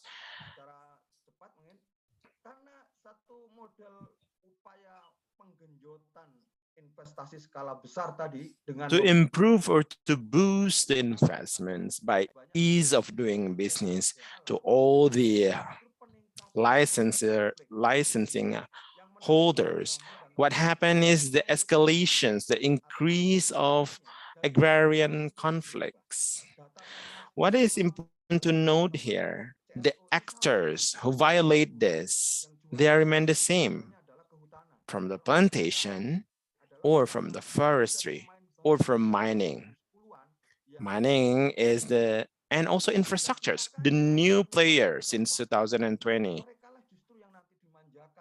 They are the one who, unfortunately, are being served by the Omnibus and job creation laws. We could imagine in the future there will be lots and lots of human rights violations. This is our study with Komnas HAM. 40 cases in forest areas and also traditional forest areas. The people have been displaced and also human rights violations were taken place. Those 3 regimes are responsible for that: forestry, plantations, and also mining. Can you imagine even without the Omnibus law, job creation law, human rights violations are massive. Can you imagine if job creation law, Omnibus law is now activated? Of course, their interests are being served even more. And human rights violations will continue happens. Marginalizations and exclusions of people from their living space, women, children, indigenous people were being expelled from their place in the name of concessions, in the name of development project, and so on and so forth. These are, to name a few, in Banyuwangi, farmers, peasants in Kendang, peasants in North Sumatra, Sumbawa, Mandai, and so on and so forth. Every year, these cases are happening. And who are the main actors? It's going to be always collaborations between the corporate, oligarchy, and of course, state and backed by the military forces. And the last is investment orientations. Let's check again. Let's imagine the environmental impact analysis that have been implemented. There are still violations. There are still numbers of discompliance. And we can imagine the destructions of ecology and environmental during the post-omnibus law will be rising. Lots of natural disasters, landslide. I believe our friends from Al Hijab Forest Watch Indonesia know better about this. Deforestations are massive. The last, what we can do. Baik, tawaran saya adalah mari kita kembali. So let's go back. Let's reiterate about the economic democracy, as Muhammad Hatta said that the article number 33 Indonesian Constitution, UUD 1945, it's the independency, balance, economic democracy, balance between economy and ecology, justice, fairness, equity, equality, and the most important things is spatial favor for the people. I think it could be normative, but still we have to go back to our constitution. It's being mandated to do so. To implement this, go back again to our constitutions. That all the most important sectors, vital sectors of the state could not be under corporates. It's clear in our constitutions, Ami, but in the reality, it's on contrary. It's mean that there is something wrong with this. Sustainability is very important. Justice aspect has been denied. We are denying our constitutions. We have to push the state to engage with the constitutions and therefore go back again in relations with the international trade. And it should be based on our own values.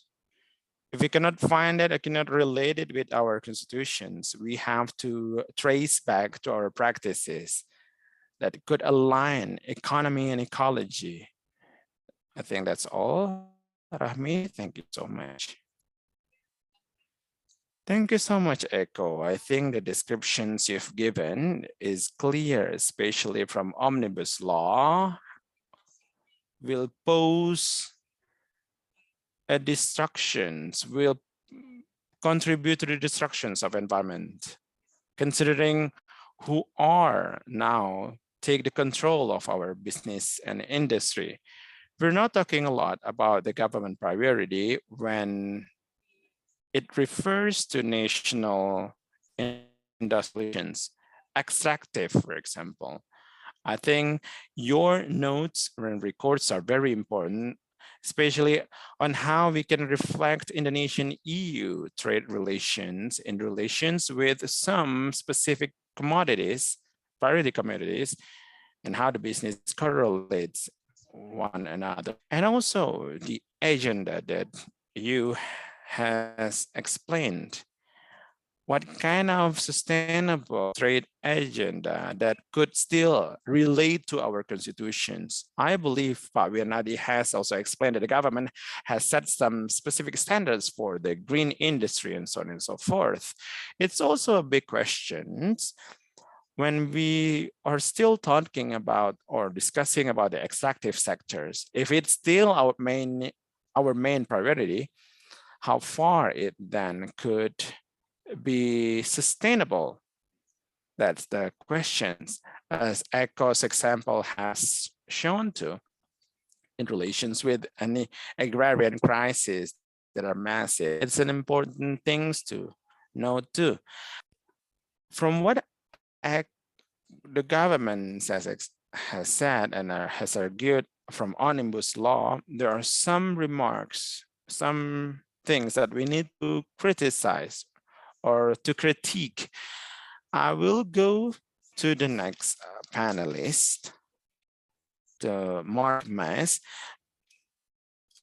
especially about what is the relation between all of this agenda and what is going on with the Indonesia-EU CEPA.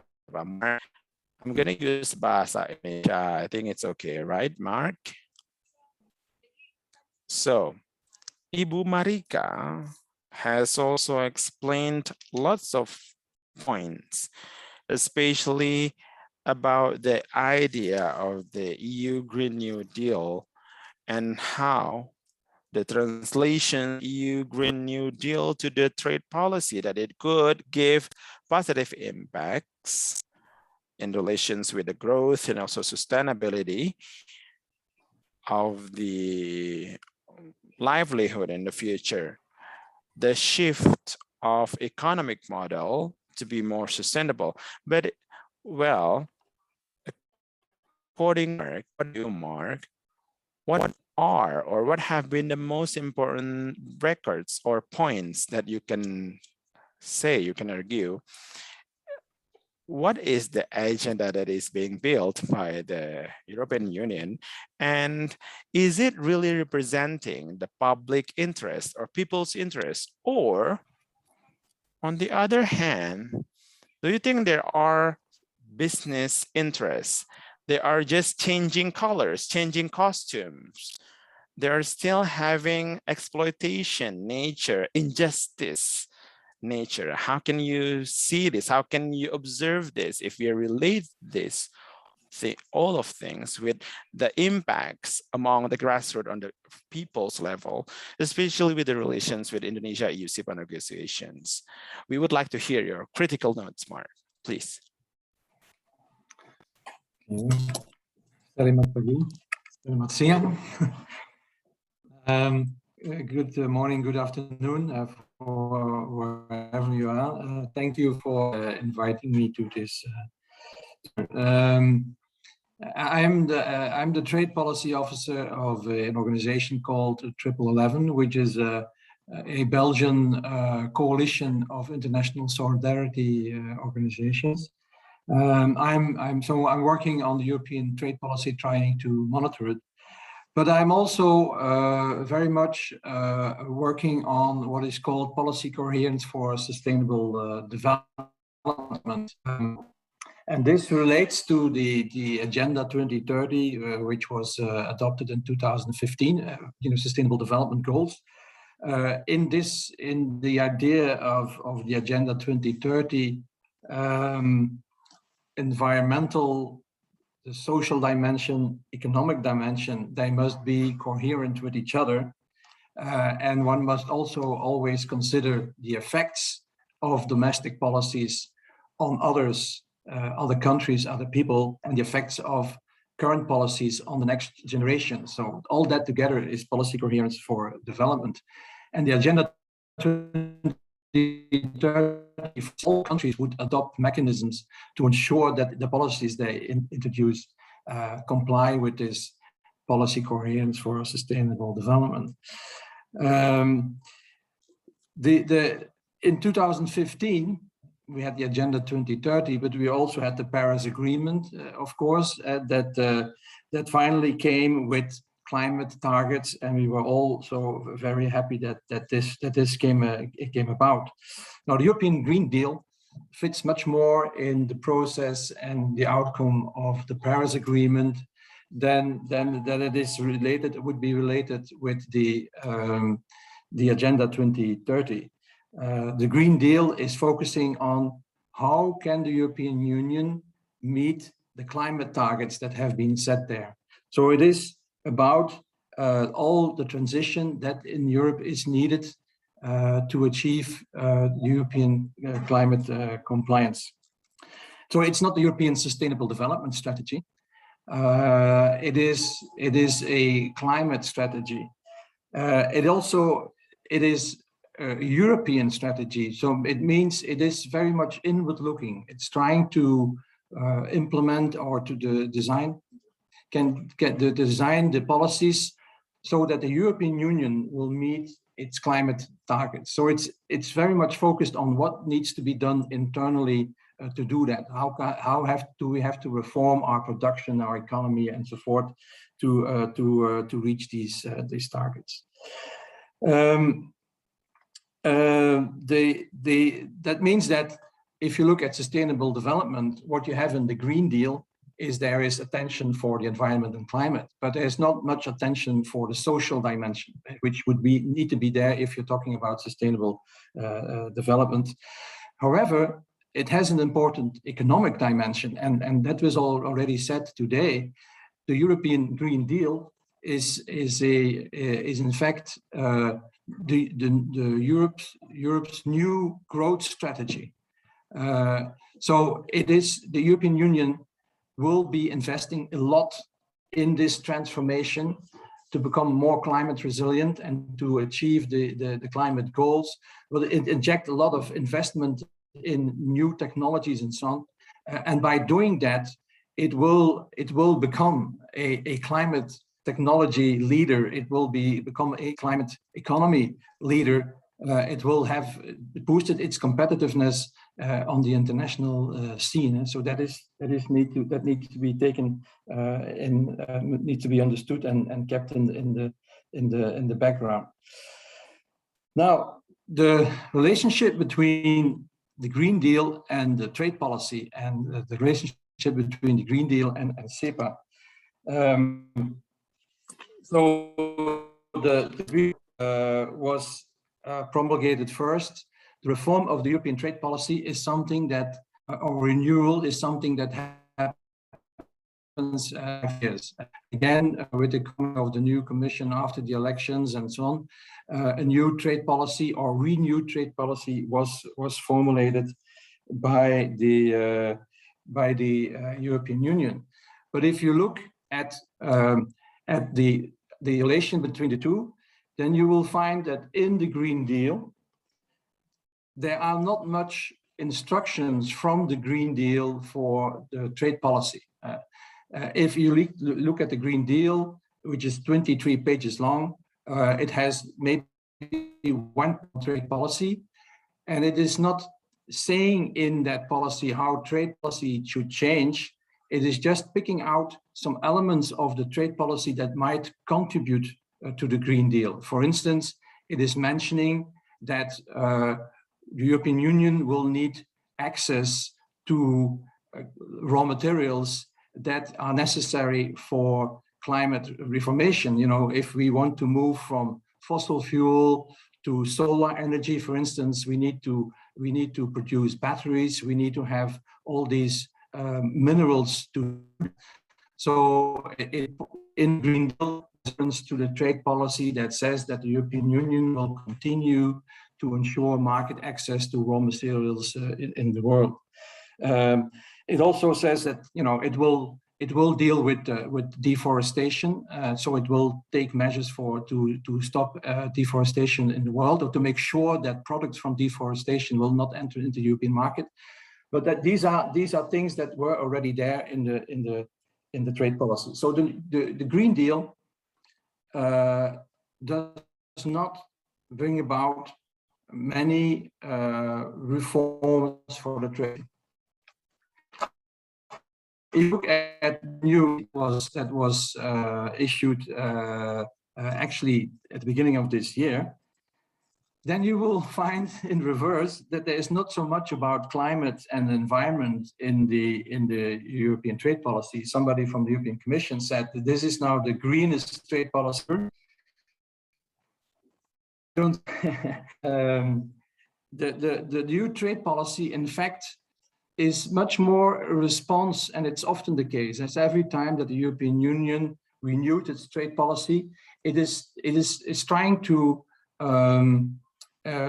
learn from what has happened in the 5 past years, and it's trying to update the trade policy, taking into account some new elements and new tendencies that happened in the past year. And so the new trade policy, the renewed trade policy, is much more an answer to what Europe experienced in the last 5 years with regard to trade.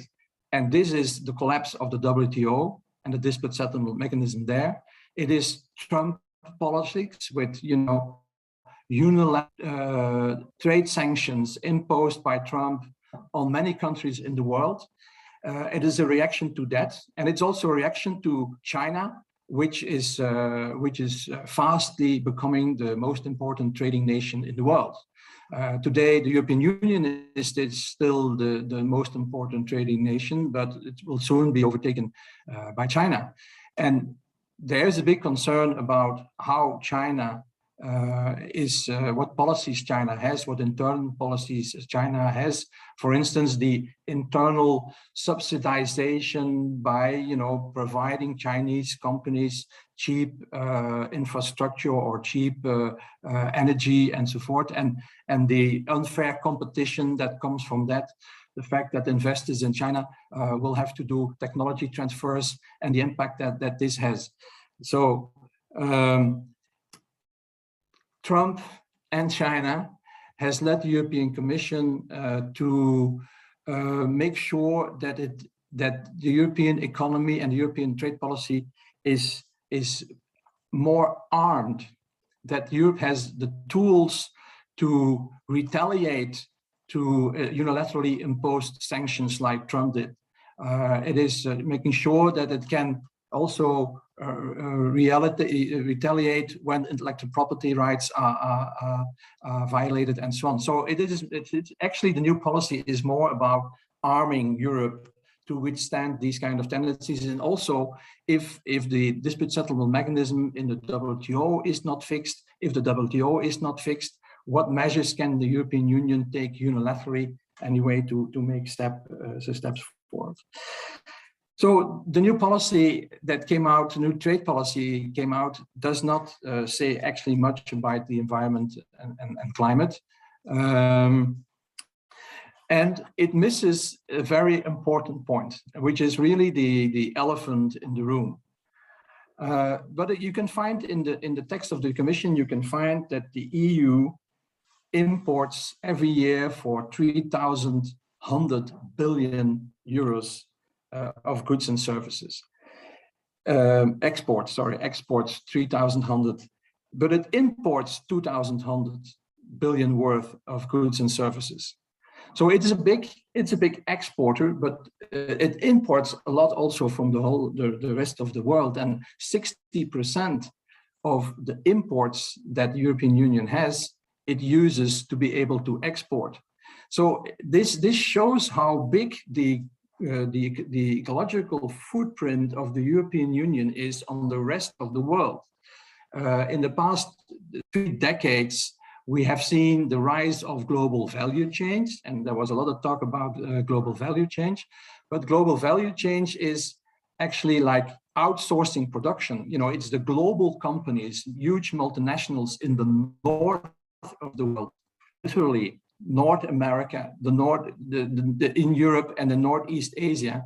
It's there where global value change has been built by taking the production into breaking it in small pieces and then letting these pieces be produced elsewhere in the world. So it's they control the global value change and that decide and determine who can produce what little part of the end product.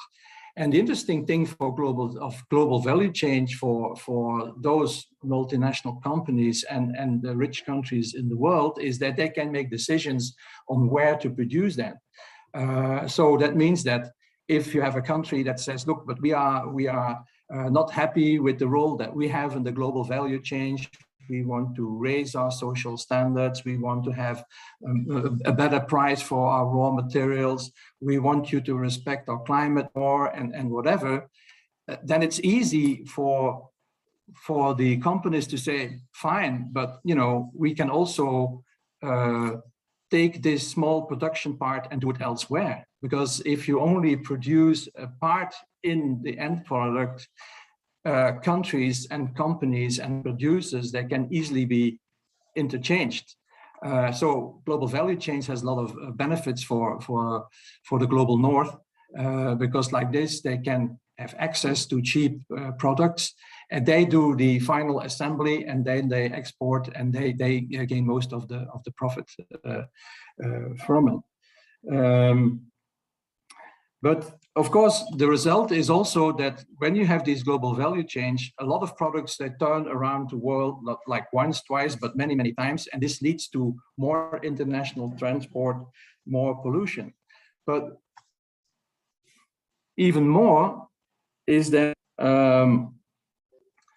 through these global value change, the European Union and the European Union, but also the United States or even China, they are actually creating environmental and social problems in the global south. You know, that you actually export some of your pollution that will happen in the south. You will cause deforestation. There is water that is polluted in the global south to deliver these products. There's pesticides that's being used in the agricultural sector to deliver the agricultural raw materials and so on. So the European Union is one of the main trading nation in the world, has this large global footprint and has exported a lot of pollution, deforestation and degradation to the rest of the world and caused social problems. And so what we would like to see is a European policy that takes much more that element into account and that makes sure that, you know, raw material producers receive a fair price, that this is happening in good conditions and so forth. And also that the European Union will have to learn to rely more at production at home. That means that, you know, make sure that we have a sustainable farming that can feed the people, instead of, you know, what we now do is we import a lot of soy to feed a lot of cattle that pollute our soils and our waters and rivers, and that then produces a lot of low quality meat and so on. So we have to you know, look at that and change that. But that is not what is happening. I mean, that is not what we have in the new policy. The new policy is actually, the new trade policy is actually more of the same and little taking into account what effects that the European Union has also on the global south. So the European Union has a new policy that is giving the European Union more tools to fight against so-called unfair trade practices. But the European Union also realizes that that of course it will soon be overtaken by China. So the European Union says in its policy paper that it is that it has to step up its trade agenda more, and this is what we see. So that the negotiations with Indonesia is ongoing, but the European Union is eager to pick up the negotiations again with other ASEAN countries. It will pick up the negotiations again with India. It will try to conclude with Australia, New Zealand. It is still struggling to get the EU-Mercosur deal agreed, but when it's done with all this, you know, it is clear that the European Union also is going to launch a trade offensive in Africa, because through these agreements, it can ensure the access to the raw materials, to the global value chains, and so on.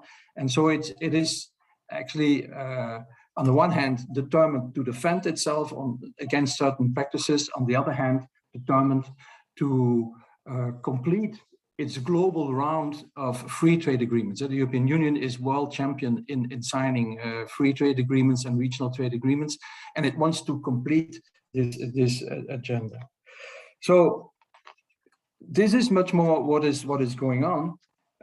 So I wouldn't call the new trade policy the greenest ever. What the European Union is constantly pointing at is this one chapter in its trade agreements, which is called the Sustainable Development Chapter.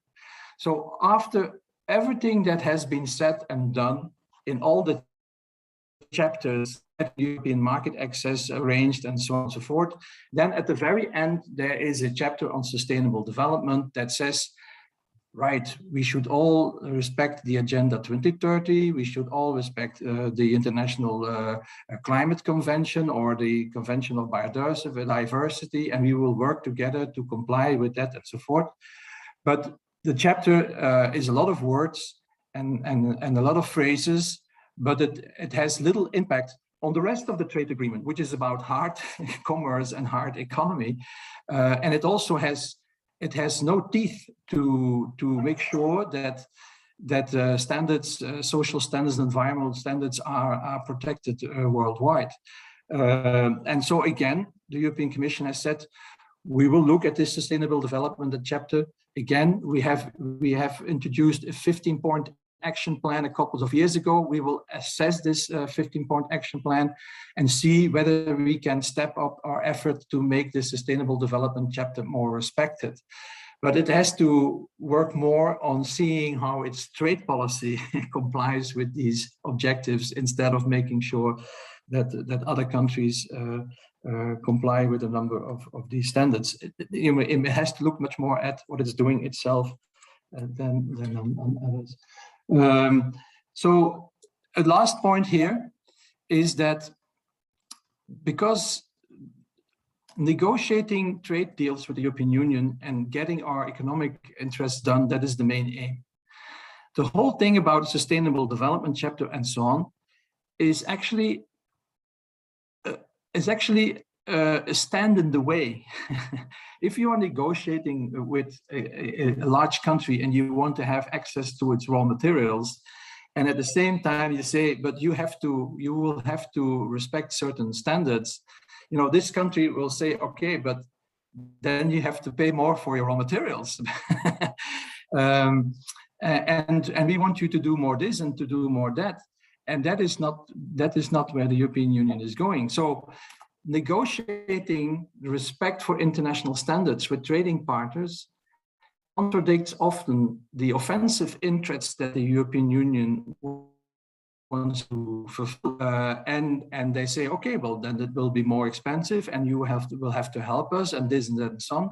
That is costly. So getting its offensive interest done and getting the other thing done at the same time, sometimes the sustainable development part stands in the way of getting the European Union offensive interests realized.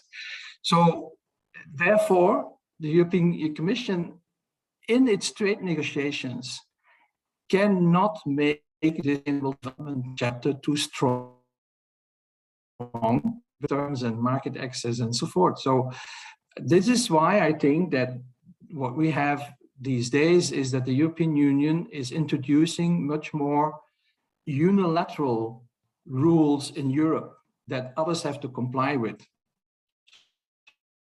They say, we will no longer allow in Europe by law product deforestation. And the other countries have to make sure that they comply, otherwise they can't get in.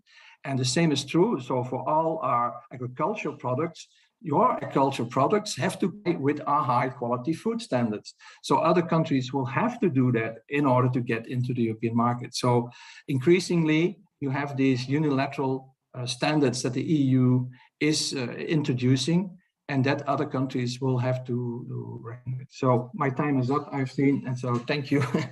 And thank you again for the possibility.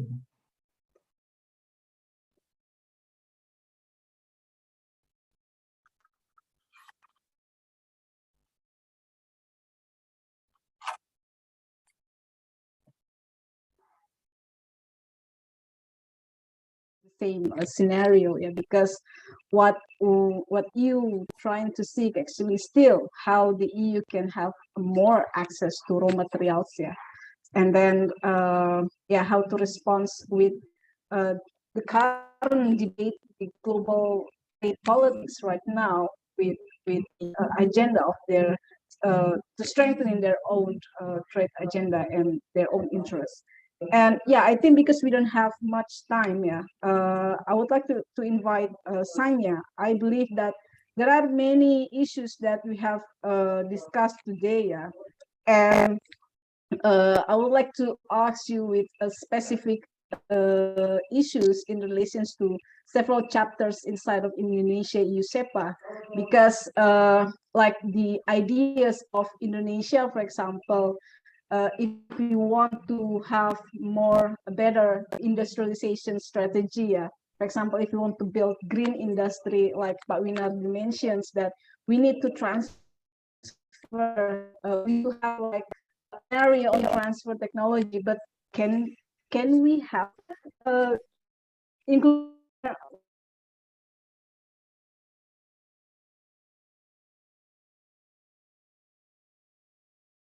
wants to in else, for example, how far that this will also be discussed here in the negotiations process, and how it will be how it will impact to the peoples of Indonesia, especially with the interest of Indonesians in the big picture. Yeah, Sonia, I think you have a lot of things to say, so your time. Terima kasih, Ibu me listening to kindly share my PowerPoints. So thank you for including me in this webinar. I'm a lawyer who studied economics at Third World Network. And I'll impact some of the European Union's proposals in the CEPA Indonesia on Indonesia's industrialization and environment. So this doesn't include the implications, say, for health measures like to deal with the COVID-19 pandemic, or the impact on farmers and so on. So the consolidated text that's the result of the current negotiations is not publicly available. So what I'll be talking about is based on the EU's proposals, which are on their website. So on the next slide, assuming that Indonesia accepts what the EU has proposed, you can see on the next slide that the goods chapter has some implications. I don't know if we can go to the next slide. And that, for example, of course, the EU will require Indonesia to remove some of its tariffs, its taxes on products coming from the EU into Indonesia. And you can see that if both sides have to remove tariffs down to zero, Indonesia will have to do more than the EU. And what impact will this have on Indonesia's tariff revenue? Because for some governments, this can be an important source of revenue for the government. And when they reduce or remove their tariffs, it's very hard for them to make back that lost tax revenue from other taxes, for example, a value-added tax and so on. And you can see there that the International Monetary Fund said that low-income countries at best get back 30%, middle-income countries 45 to 60% of this lost revenue. And all these proposals that I'm talking about are available at the link at the bottom of this slide. So on the next slide, you can see that removing tariffs on imports from the EU can also have an impact on Indonesia's ability to industrialize. So these are points from two former United Nations economists who have now retired, and they show that firstly, as you want to move up the value chain into higher tech industries, you may need to put infant industry tariff protection. And in fact, every economy has used infant industry tariff protection except for Hong Kong to industrialize. And so that means that when you're first starting your industry, you need to put tariffs on imports that are competing until your industry is big enough to have economies of scale and expertise and experience, and then it can compete. So for example, if Indonesia wanted to start an industry manufacturing aeroplanes, if those tariffs on imported aeroplanes and their parts from the EU are removed in the CEPA, then any Indonesian aeroplane industry has to immediately compete with imported planes and their parts from the EU from day one. And it can make it very hard for these small industries to start up and develop. On the next slide, you can see that the goods chapter that the EU has proposes to ban taxes on exports between the EU and Indonesia. So if Indonesia, for example, wanted to put a tax on raw materials like palm oil, leather, minerals, wood, or timber to encourage downstream processing and value addition, so it's not just exporting logs and so on, this is not allowed on exports to the EU. That's what the EU has proposed. Of course, many countries have used export taxes on raw materials to encourage domestic industries based on those raw materials. So for example, for Britain, export taxes on wool were their most important tool for industrial development when it was developing. Indonesia's use of export taxes on logs is very famous. That and some other policies helped take Indonesia from 1% world market share of plywood to 80% within 10 years. And it attracted plywood factories from Japan and South Korea and so on to set up in Indonesia to use the timber in Indonesia. And this became the second most important contributor to Indonesia's growth in the manufacturing sector, according to the World Bank. So I don't know in Indonesia how many jobs depend on Indonesia's export taxes on things like leather, timber, palm oil, and so on, which those jobs could be lost if Indonesia can no longer put export taxes on those raw materials to the EU. You can see that Canada also used export taxes and other restrictions on timber to encourage domestic processing industries. And when those export taxes were removed, they lost 13,000 jobs and $175 million just from one province. Similarly, Kenya has an export tax on raw hides so that the leather is processed in Kenya and made into shoes and so on. That created 7,000 new jobs and increased the earnings from the sector by 8 million euros. But that the EU wants to remove on products that Indonesia exports to the EU. I'm focusing on the impact on Indonesia. So even if it's reciprocal, I'm just talking about the impact on Indonesia. On the next slide, one of the other chapters that the EU has proposed is on energy and raw materials.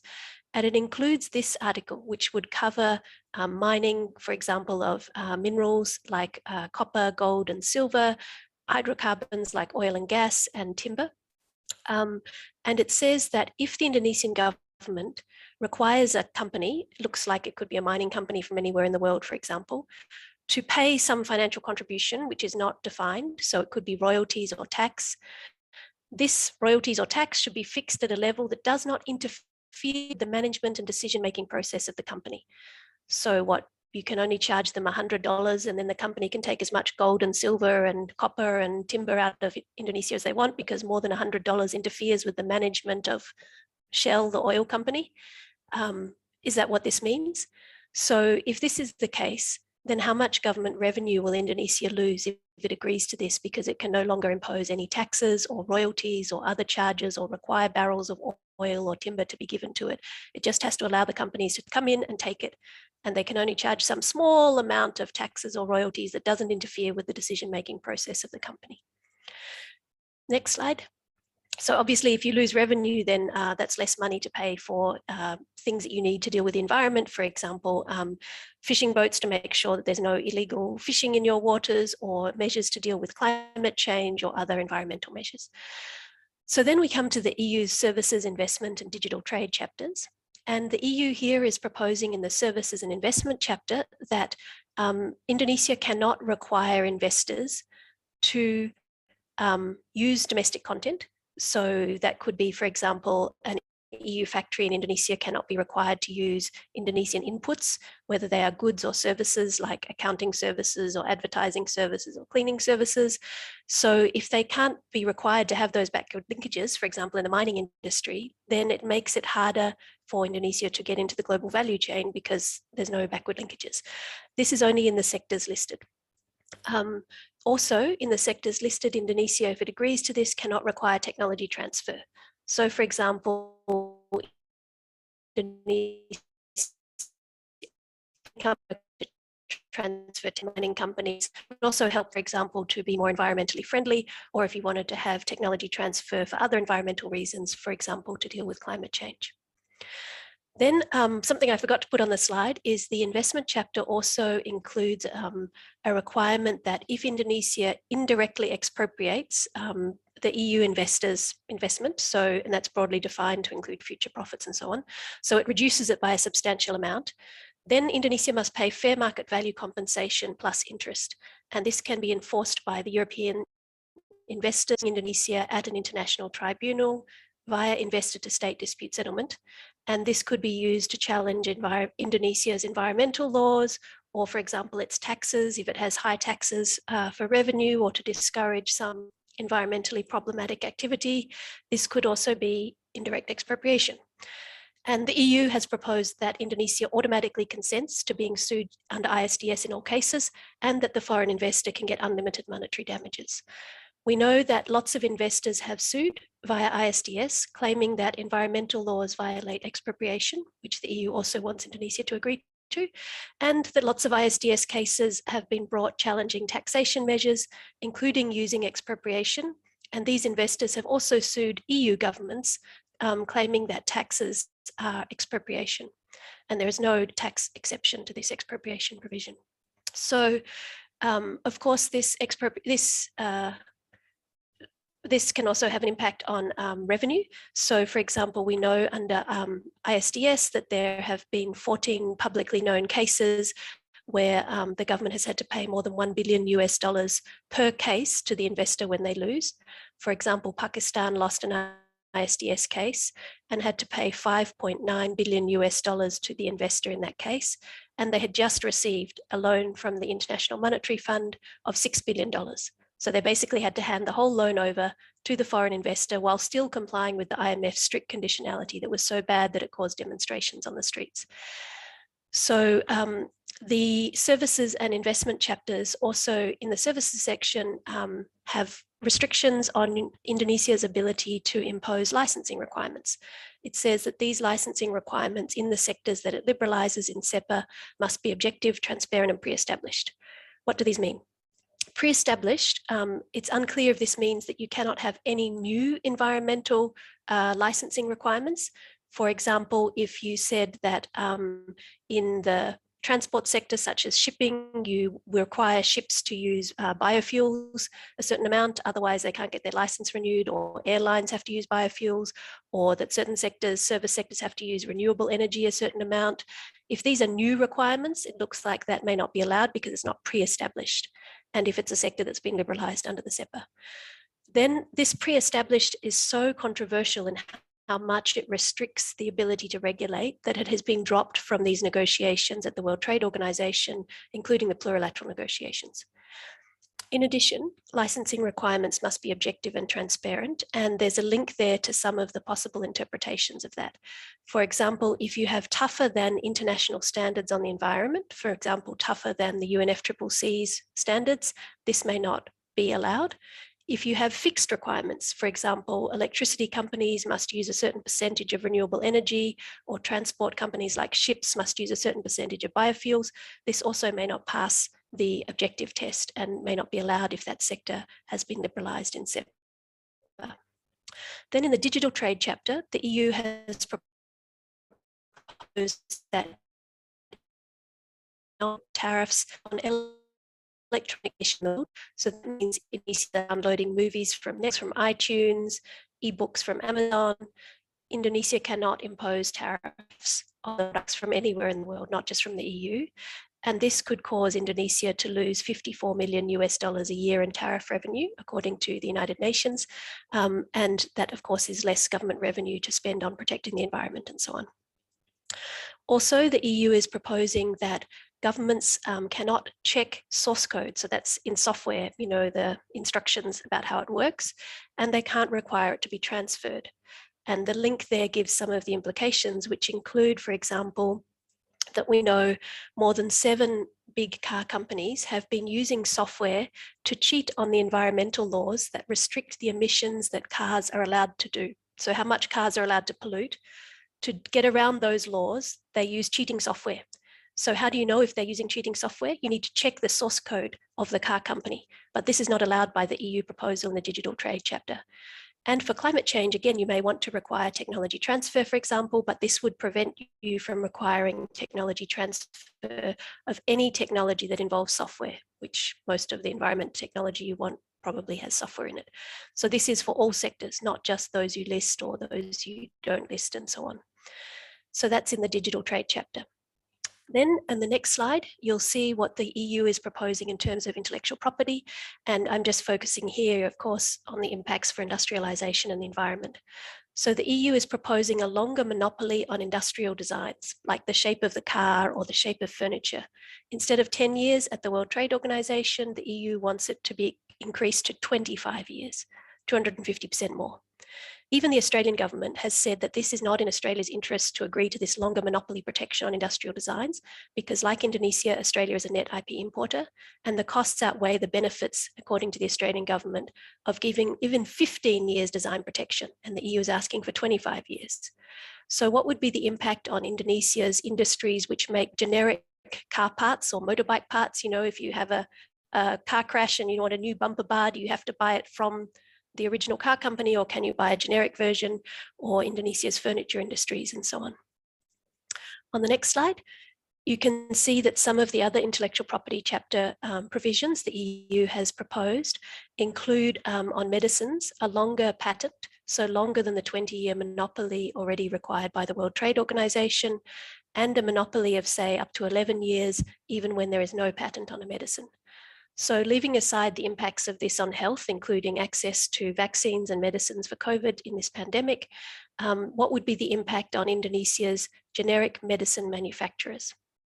And there we can see a study that used World Bank and World Health Organization methodology that found that when Colombia was going to agree to similar provisions to this in its US free trade agreement, it would cause their generic medicine manufacturers to lose 64% of their market share. So this is the industrial side of the impact. But of course, the EU is proposing this in a pandemic when 62% of the EU's population has been fully vaccinated, but only 18% of Indonesia's population has been fully vaccinated, because there is a shortage of COVID vaccines, which has been exacerbated by the EU opposing the proposed waiver of intellectual property protection on COVID technology at the World Trade Organization for a year. Nevertheless, the EU is still proposing in a pandemic even longer monopolies and additional monopolies on medicines, including to treat COVID or to vaccines for COVID. Then on agrochemicals, the EU is proposing longer patents, more than the 20 years required by the WTO, and a monopoly even when there is no patent. And even in Australia, the Generic Agricultural Chemical Association said that this is likely to marginalize them and asked for this provision to be removed from the US Free Trade Agreement. So what would be the impact of that on Indonesia's generic chemical manufacturers in that industry? Then, of course, the EU has also... Okay, sorry, the interpreters are off. Then Indonesia has also asked, EU has asked Indonesia to comply with a treaty called UPOV 91, which is a monopoly on seeds for 20 or 25 years.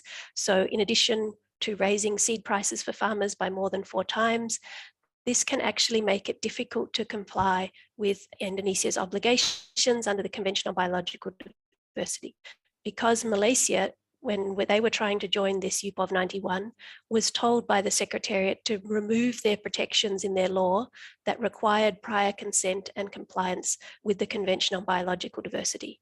Otherwise, they were told it does not comply with UPOV 91. So complying with this would make it harder for Indonesia to do its protection of prior informed consent, fair and equitable benefit sharing, and so on under the Convention on Biological Diversity. On the next slide, you can see that the EU has also proposed a public procurement chapter to Indonesia. And here, the EU is proposing that Indonesia must liberalize what the national ministries buy and even the subnational governments like the provinces and so on that are listed for the products that are listed. So that would mean that, say, the Indonesian Ministry of, let's say, Education cannot require that, it cannot direct its purchasing of furniture for schools to Indonesian furniture manufacturers and say we're only going to buy from Indonesian manufacturers. And they cannot say that we will buy from Indonesian manufacturers even if they are, say, 10% more expensive than imported furniture from the EU. And they cannot say that if, for example, the Ministry of Defense is buying a submarine and there are no Indonesian manufacturers of submarines, they cannot require the EU submarine manufacturer to use Indonesian copper and Indonesian steel or to buy Indonesian palm oil to help with the trade balance when it buys the submarines from the EU for the procurement that is liberalized by the CEPA.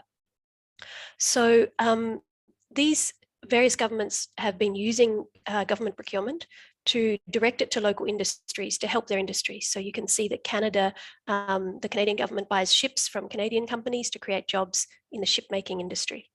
The Brazilian state government said that we are going to buy school furniture from local companies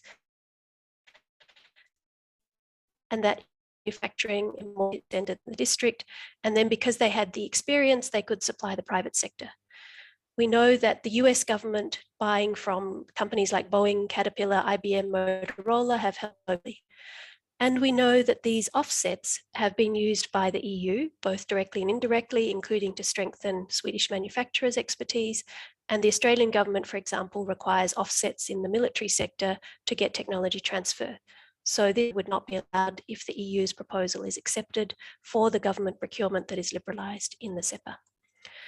Then the next slide shows that the EU is proposing something similar for state-owned companies. So I guess in Indonesia, this is like Pertamina and so on, right?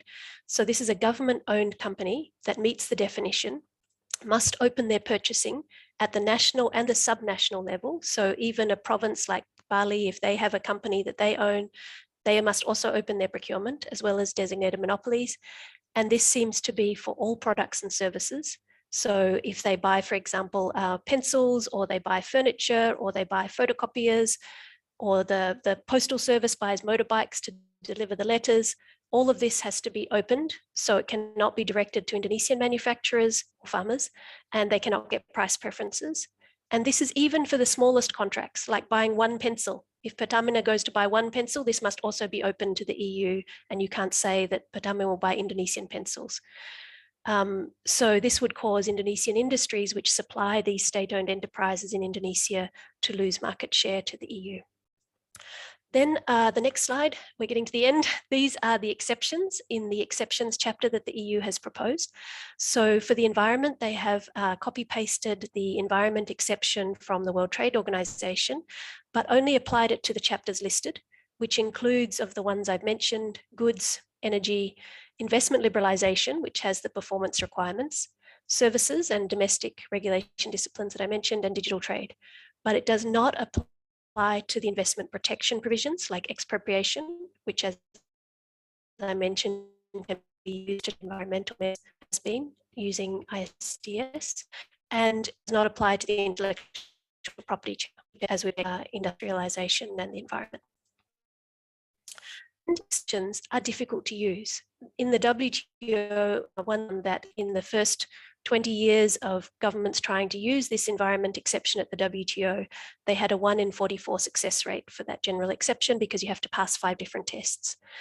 And as Mark said, the Sustainable Development chapter that the EU has proposed does not override all these provisions which can cause problems for the environment that I have just mentioned. There is also no tax exception that applies to the expropriation provision that I mentioned, which could be used to challenge Indonesia's taxes, whether they are for revenue or to discourage activities that are bad for the environment.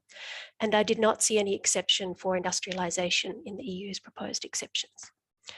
So lastly, just bringing all this together, on the next slide, the EU is proposing that these provisions that I've mentioned, in addition to ISDS for some of the investment chapter, can be enforced by governments suing each other.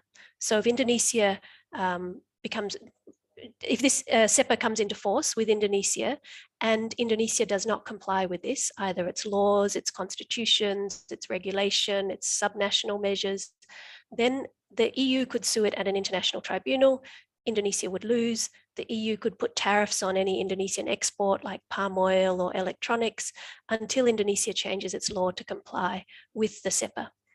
So you can see that if you combine these EU proposals that I've mentioned, the impact on the environment can come through less government revenue to spend on the environment, from the removal of tariffs on imports, the ban on export taxes, the restrictions on royalties and taxes for raw materials, the ban on customs duties on electronic transmissions, that tax could be challenged as expropriation, that if you lose one ISDS case, you might have to pay more than $1 billion US, as 14 cases have done, and other provisions that can cause the government to lose revenue. The plant variety law may not be able to require compliance with the Convention on Biological Diversity because of UPOV. The investment chapter restricts technology transfer requirements for climate change or other environmental reasons. Services domestic regulation disciplines can restrict your environmental requirements. And the restrictions on accessing or transferring source code for car companies to check car companies cheating or to get climate change technology can also affect the environment. And then you can see the impact on industrialization in terms of increased import competition, meaning it's hard to have infant industry protection. If you can't impose export taxes on exports to the EU, then it makes it harder to encourage domestic value-added and processing industries. The longer intellectual property monopolies delay the entry into the market of domestic generic medicine, agrochemical, furniture, car parts, and so on manufacturers. And the liberalization of government procurement and state-owned enterprise procurement means there's less market share for Indonesian industries, and restrictions on technology transfer requirements, of course, also harm domestic industry. So on the last slide, there are other impacts on industry and the environment that we didn't have time to go through. And you can see on the last slide just has my email address. There's also impacts, of course, on farmers and health and so on. So when Indonesia is doing its cost-benefit analysis for this CEPA, it may want to consider that the World Bank study, which was mentioned, which predicts that Indonesia's GDP would increase by 2.13% if it joins CEPA, was based on computable general equilibrium modeling, CGE models, which have been heavily criticized by economists, including at the United Nations, because it assumes there will be no change to government revenue when you remove tariffs. It assumes there will be no change to the trade balance. It has an Armington assumption that assumes, that means that it reduces the displacement of domestic production because of competing imports. And the World Bank study includes assumptions about the non-tariff measures. It assumes they'll be reduced, for example, by liberalizing government procurement. But PricewaterhouseCoopers says that these non-tariff measures are difficult to quantify and model, and the World Bank says it's especially difficult for developing countries. And 85% of the predicted GDP gains in these models can come from these non-tariff measures. And then, of course, the EU's proposed SME chapter to Indonesia in the CEPA is just, let's have a website for information and a contact point to discuss this, so it doesn't deal with the problems that could be caused for Indonesian small and medium enterprises by the hard obligations that I have mentioned. Terima kasih banyak. Yeah, baik. Thank you, Sanya. Well, this is the difficult part for me. I think because it was really comprehensive and a lot of things here that you have mentioned about how actually the EU proposals will,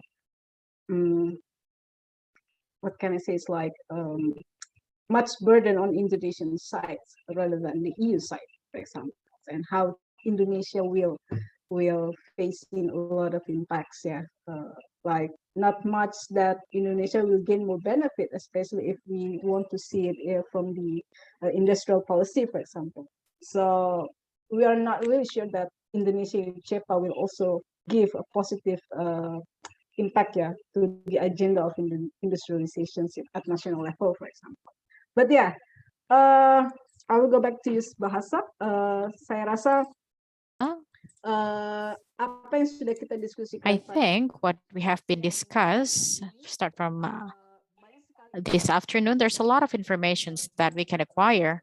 And also, like what has been stated by Sanya, is details that has been negotiated from Indonesia-EU CEPA, which actually there's a lot of regulations aspect that will bind the state commitment. The regulations is comply with what has been agreed on the agreement. And then of course, this is have a tendency to strengthen the economy that of course facilitate the business or corporate interests. And like what has been said by Mark, for example, among the chapter that has been conveyed by Sanya, and then at the end of the day, whether it can only be answered by the last chapters, as if TSD chapters will answer social problems, human right problems, or environmental problems. They're actually mostly caused by a commitment, economic commitment that is bind to the previous chapters. Even more, we're not sure that the TSD chapters will sufficient to bind and to have strong sanctions and other. In the other side, the economic chapters is binding and it has a sanction, so on and so forth. And then it is quite controversial among these two matters. So I will not conclude as a whole because our times is very limited. It is the difficulties of moderator if the moderator have a lot of panelists. A very fair time for all speakers but thank you very much for all the speakers. So aku akan melanjutkan I'll continue the sessions. We have two questions that I will read this because in several questions it seems like Marika has left the forum, so it's quite difficult for me to answer several questions if those questions addressed to Ibu Marika. But then later on, we can take note of these questions and we can give to her directly. And I do really hope that she can also provide an answer. Other questions, I do really hope that our colleague from the Ministries of Industry are still here to be able in answering the questions that is addressed to you. So we have two questions. The first one, I would like to read. This is directly to the speaker. The first one is, please wait a moment. There was a question from Camille, specifically to Sanya. There are two questions from Camille. First, how is the relations between export taxes and GSP? Second, do you overall come to a negative assessment of the CEPA for Indonesia's economic development? I think you can respond it directly, Sanya, before I go to the next questions. Thank you. The first question might be better directed to anyone from the EU who's on this call, but I think, so Indonesia still benefits from GSP. As far as I know, GSP is not removed if a country has export taxes, but I'm just trying to look through the EU regulations and maybe somebody else on this webinar from the EU side knows better than me. In terms of the overall cost benefit analysis, this is something the Indonesian government needs to do. Usually the chapter that developing countries benefit from in a free trade agreement is the goods chapter, because developing countries are good at growing cheap farm products like palm oil or rice. They are good at making cheap manufactured products like electronics or shoes or clothing. So that's why I was asking what the impact on the goods trade balance would be, because, for example, Malaysia found when it was looking at the impact of the Trans-Pacific Partnership Agreement or the comprehensive and progressive version, that even in the goods chapter, it wouldn't benefit, no net benefit, because its trade balance would worsen. Although it can export a little bit more, the imports flood in much more because its starting tariffs are higher than the developed countries. So when they both go to zero, the developing country generally is reducing them by more, so can expect more imports, and you don't get much extra market access to the developed countries. And for example, we will need to look at the rules of origin that the EU is proposing. Sometimes they can be hundreds of pages long and very difficult for exporters in developing countries to meet. So then they can't really get any benefit from the market access anyway. For example, I think 4% of Malaysia's exporters use the ASEAN Free Trade Agreement because it's just too hard to comply with the rules of origin for the small reduction in tariffs, because the cost of complying with the rules of origin is about 6 to 8%. And I think the average tariff in the EU, what did I say it was, is 5%. So if you're only going from 5% to 0 and it costs you 6% to prove, or the average tariff in the EU for NAMA, for manufactured products is 4%. If it costs you 6% to prove that that shirt is made in Indonesia, then it's not worth complying with the rules of origin in order to get the tariffs from 4% to 0. Of course, that's the average tariff. So it's not clear that export benefits on paper can actually be achieved by the developing country exporters. And then it may be that the goods chapter results in a, depending on how much the EU requires Indonesia to remove their tariffs, if it has to liberalize by the same amount as the EU, for example. And it may be then that Indonesia's goods trade balance worsens compared to today's surplus once it implements the CEPA, in which case there's no net, I don't see net benefits from the goods chapter to offset the costs of the other chapters, like the investment chapter with ISDS for expropriation, the longer, stronger, broader intellectual property protection in the IP chapter, the liberalization of government procurement and state-owned enterprise procurement. All these other chapters are generally losses for developing countries because Indonesia is a net importer of intellectual property. It's probably not a capital exporter. So then I'm not sure how, just kind of looking at the economics, the goods chapter, the benefits from the goods chapter would outweigh the costs of the other chapter, especially if the goods chapter also requires results in loss of tariff revenue and restricts or bans Indonesia's export taxes to the EU, which may be quite important for Indonesia's domestic value-added processing industries and the jobs in those sectors. Thanks. Thanks, Hanya.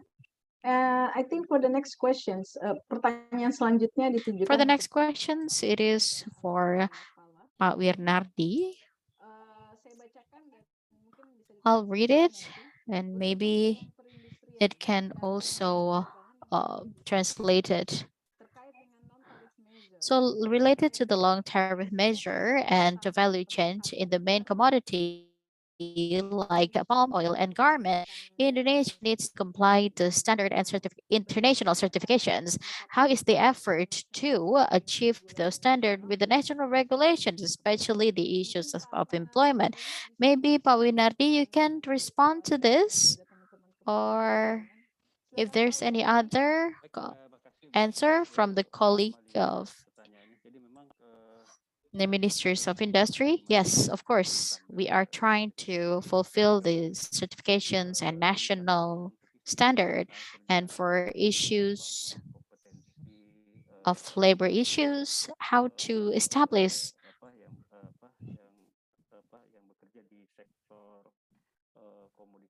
or those people who work in that sectors. And we are trying to create an effort to create an added value for each of the commodity. And I would like to add the comments about the extractive industry, like what has been stated by the previous speaker. Yes, indeed. In several industry,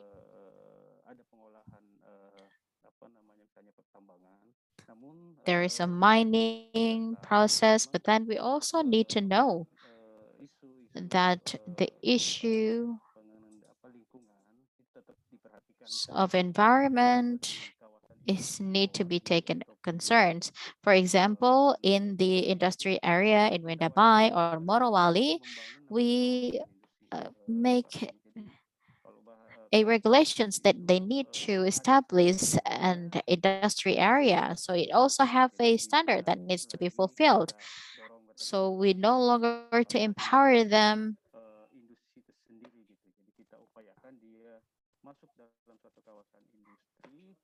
to make their own regulations, but then they also needs to comply so that the government can do the monitoring and evaluations, especially with the issues of environment. And it's become the government consent And I think that's all my additional point. Maybe my other colleague from the Ministry of Trade can add on that. All right, thank you very much, Pak Winardi. Is there any other additional comment from the Ministry of Trade? Yes. Okay, so please over to you. There are also several questions that is addressed to Ibu Mada. So this question's from Ibu Lutfia Hanim. In the study that you mentioned about the Indonesia-EU FTA, for the example CSIS, there was not much discussions about the IPR or chapters, especially how it is impact on access to medicines, as well as the EU proposal to make it mandatory to become the member of UPOF 91. However, there are many other studies or publications regarding EU and US FTA with other countries requesting 3+ and warning the developing countries, including Indonesia, not to agree with 3+. So it will impact on access of medicines and farmers and biodiversity. The question is, has the government reviewed this, especially regarding the 3+ proposal in EU CEPA?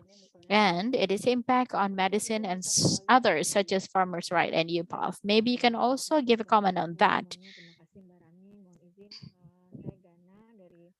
So my name is Gana from the Ministry of Trade. I am Bumada's team. So for the first questions related to the standard, Indonesia needs to comply to the international standard.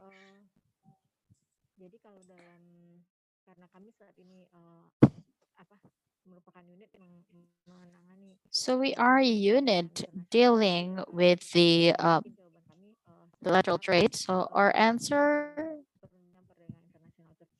is only in the foreign agreement negotiations to fulfill a certain standard from another country. Let's say that if we cannot fulfill it, we have something like the economic corporations. And for the labor issues, maybe we can utilize a space for economic corporations for the capacity building.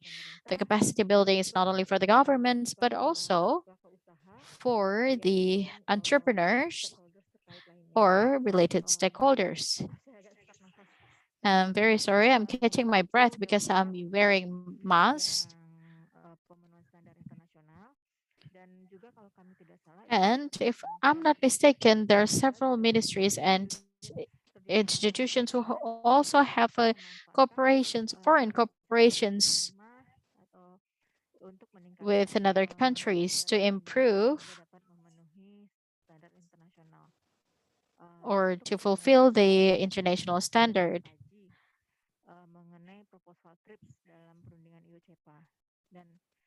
And the next one is that about the EU CEPA and also its impact on access to medicines. And for Trade Plus, the agreement is led by the Ministries of Human Rights. And in every negotiations, it means that negotiators carry out a study, the impact. Isu UPOF ini masih dalam pembahasan dan And belum that's ada. why UPOF is still under discussion. So there's no further decisions or agreements from both parties. And like what has been stated previously by Ibu Mada, we do expect that during this pandemic, what are the mitigations measure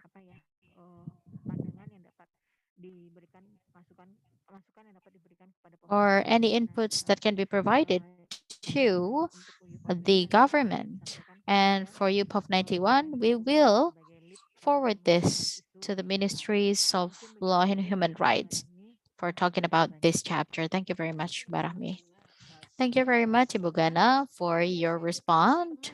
Yes, so we are now at the end of the time. We have very limited time now. It's been 3 hours.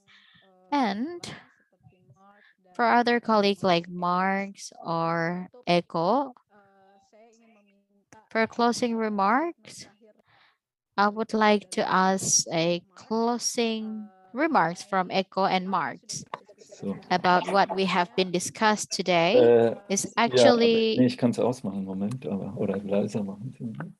Ah, jetzt klappt's. Gut. Okay, gut, also. Ja, aber mich hörst du. So I would like to ask Mas Eko and Mark to give the last statement from your side about the issues that we have discussed today. How actually we can expect, from our struggle from the civil society sides to see the impact of Indonesia-EU CEPA to the people itself and to the environment, and what should we do together if we believe that actually in this negotiations process it will more facilitate corporate interests with the same scenario, for example, and then and even with the green agenda inside of the new trade policies, we can see that yeah, it's still the same scenario. So please, anything, last statement that can give us or stimulate our spirit, to continue our work and advocacy and campaign related to this Indonesia-EU CEPA negotiations. Mas Eko and Mark Maes. Yeah, well, let me be short. I'm very happy that this webinar took place, and it was very rich in information.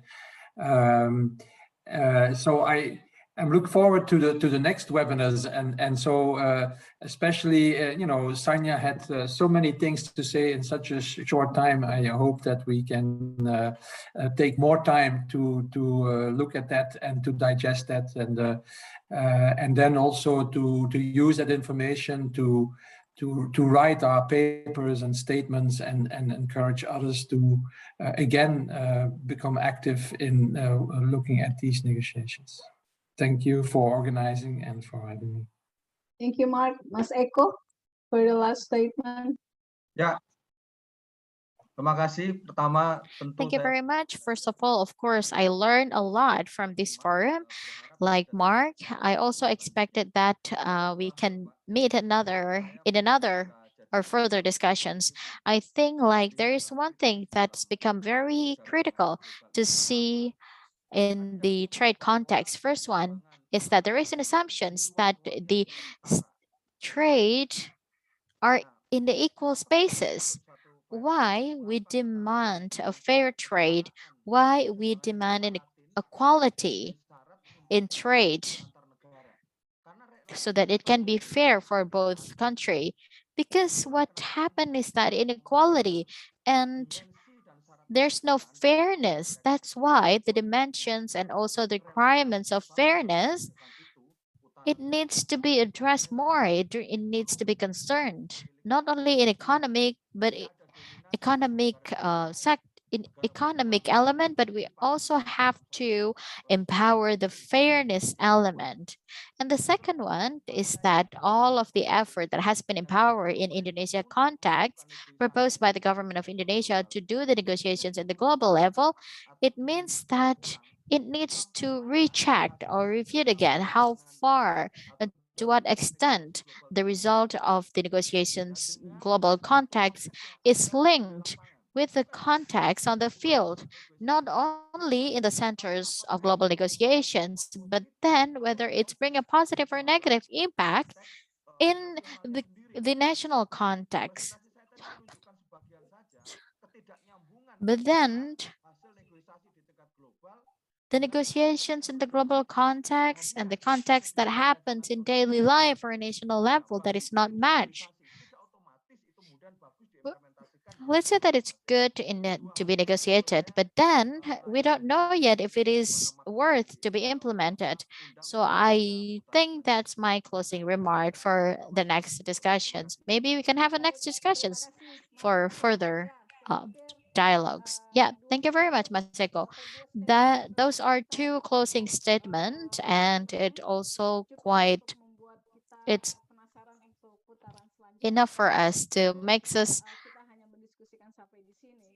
wondering about the next sessions, right? But then the point of discussions that we gained today, the message is clear that the trade agenda under negotiations between Indonesia and EU, there's a lot of things that we need to criticize. And I also agree that in the future, there will be a round that will be specifically talk about the issues that has been raised by Sanya. This is the first round series of webinar that we agreed on collective agreements between the network of local CSO in Indonesia and also European CSO network. There will be a lot of agenda that will be emerged in these negotiations. Our expectations is that we can still be together to dig more on this, and then in the next sessions, maybe Mas Farid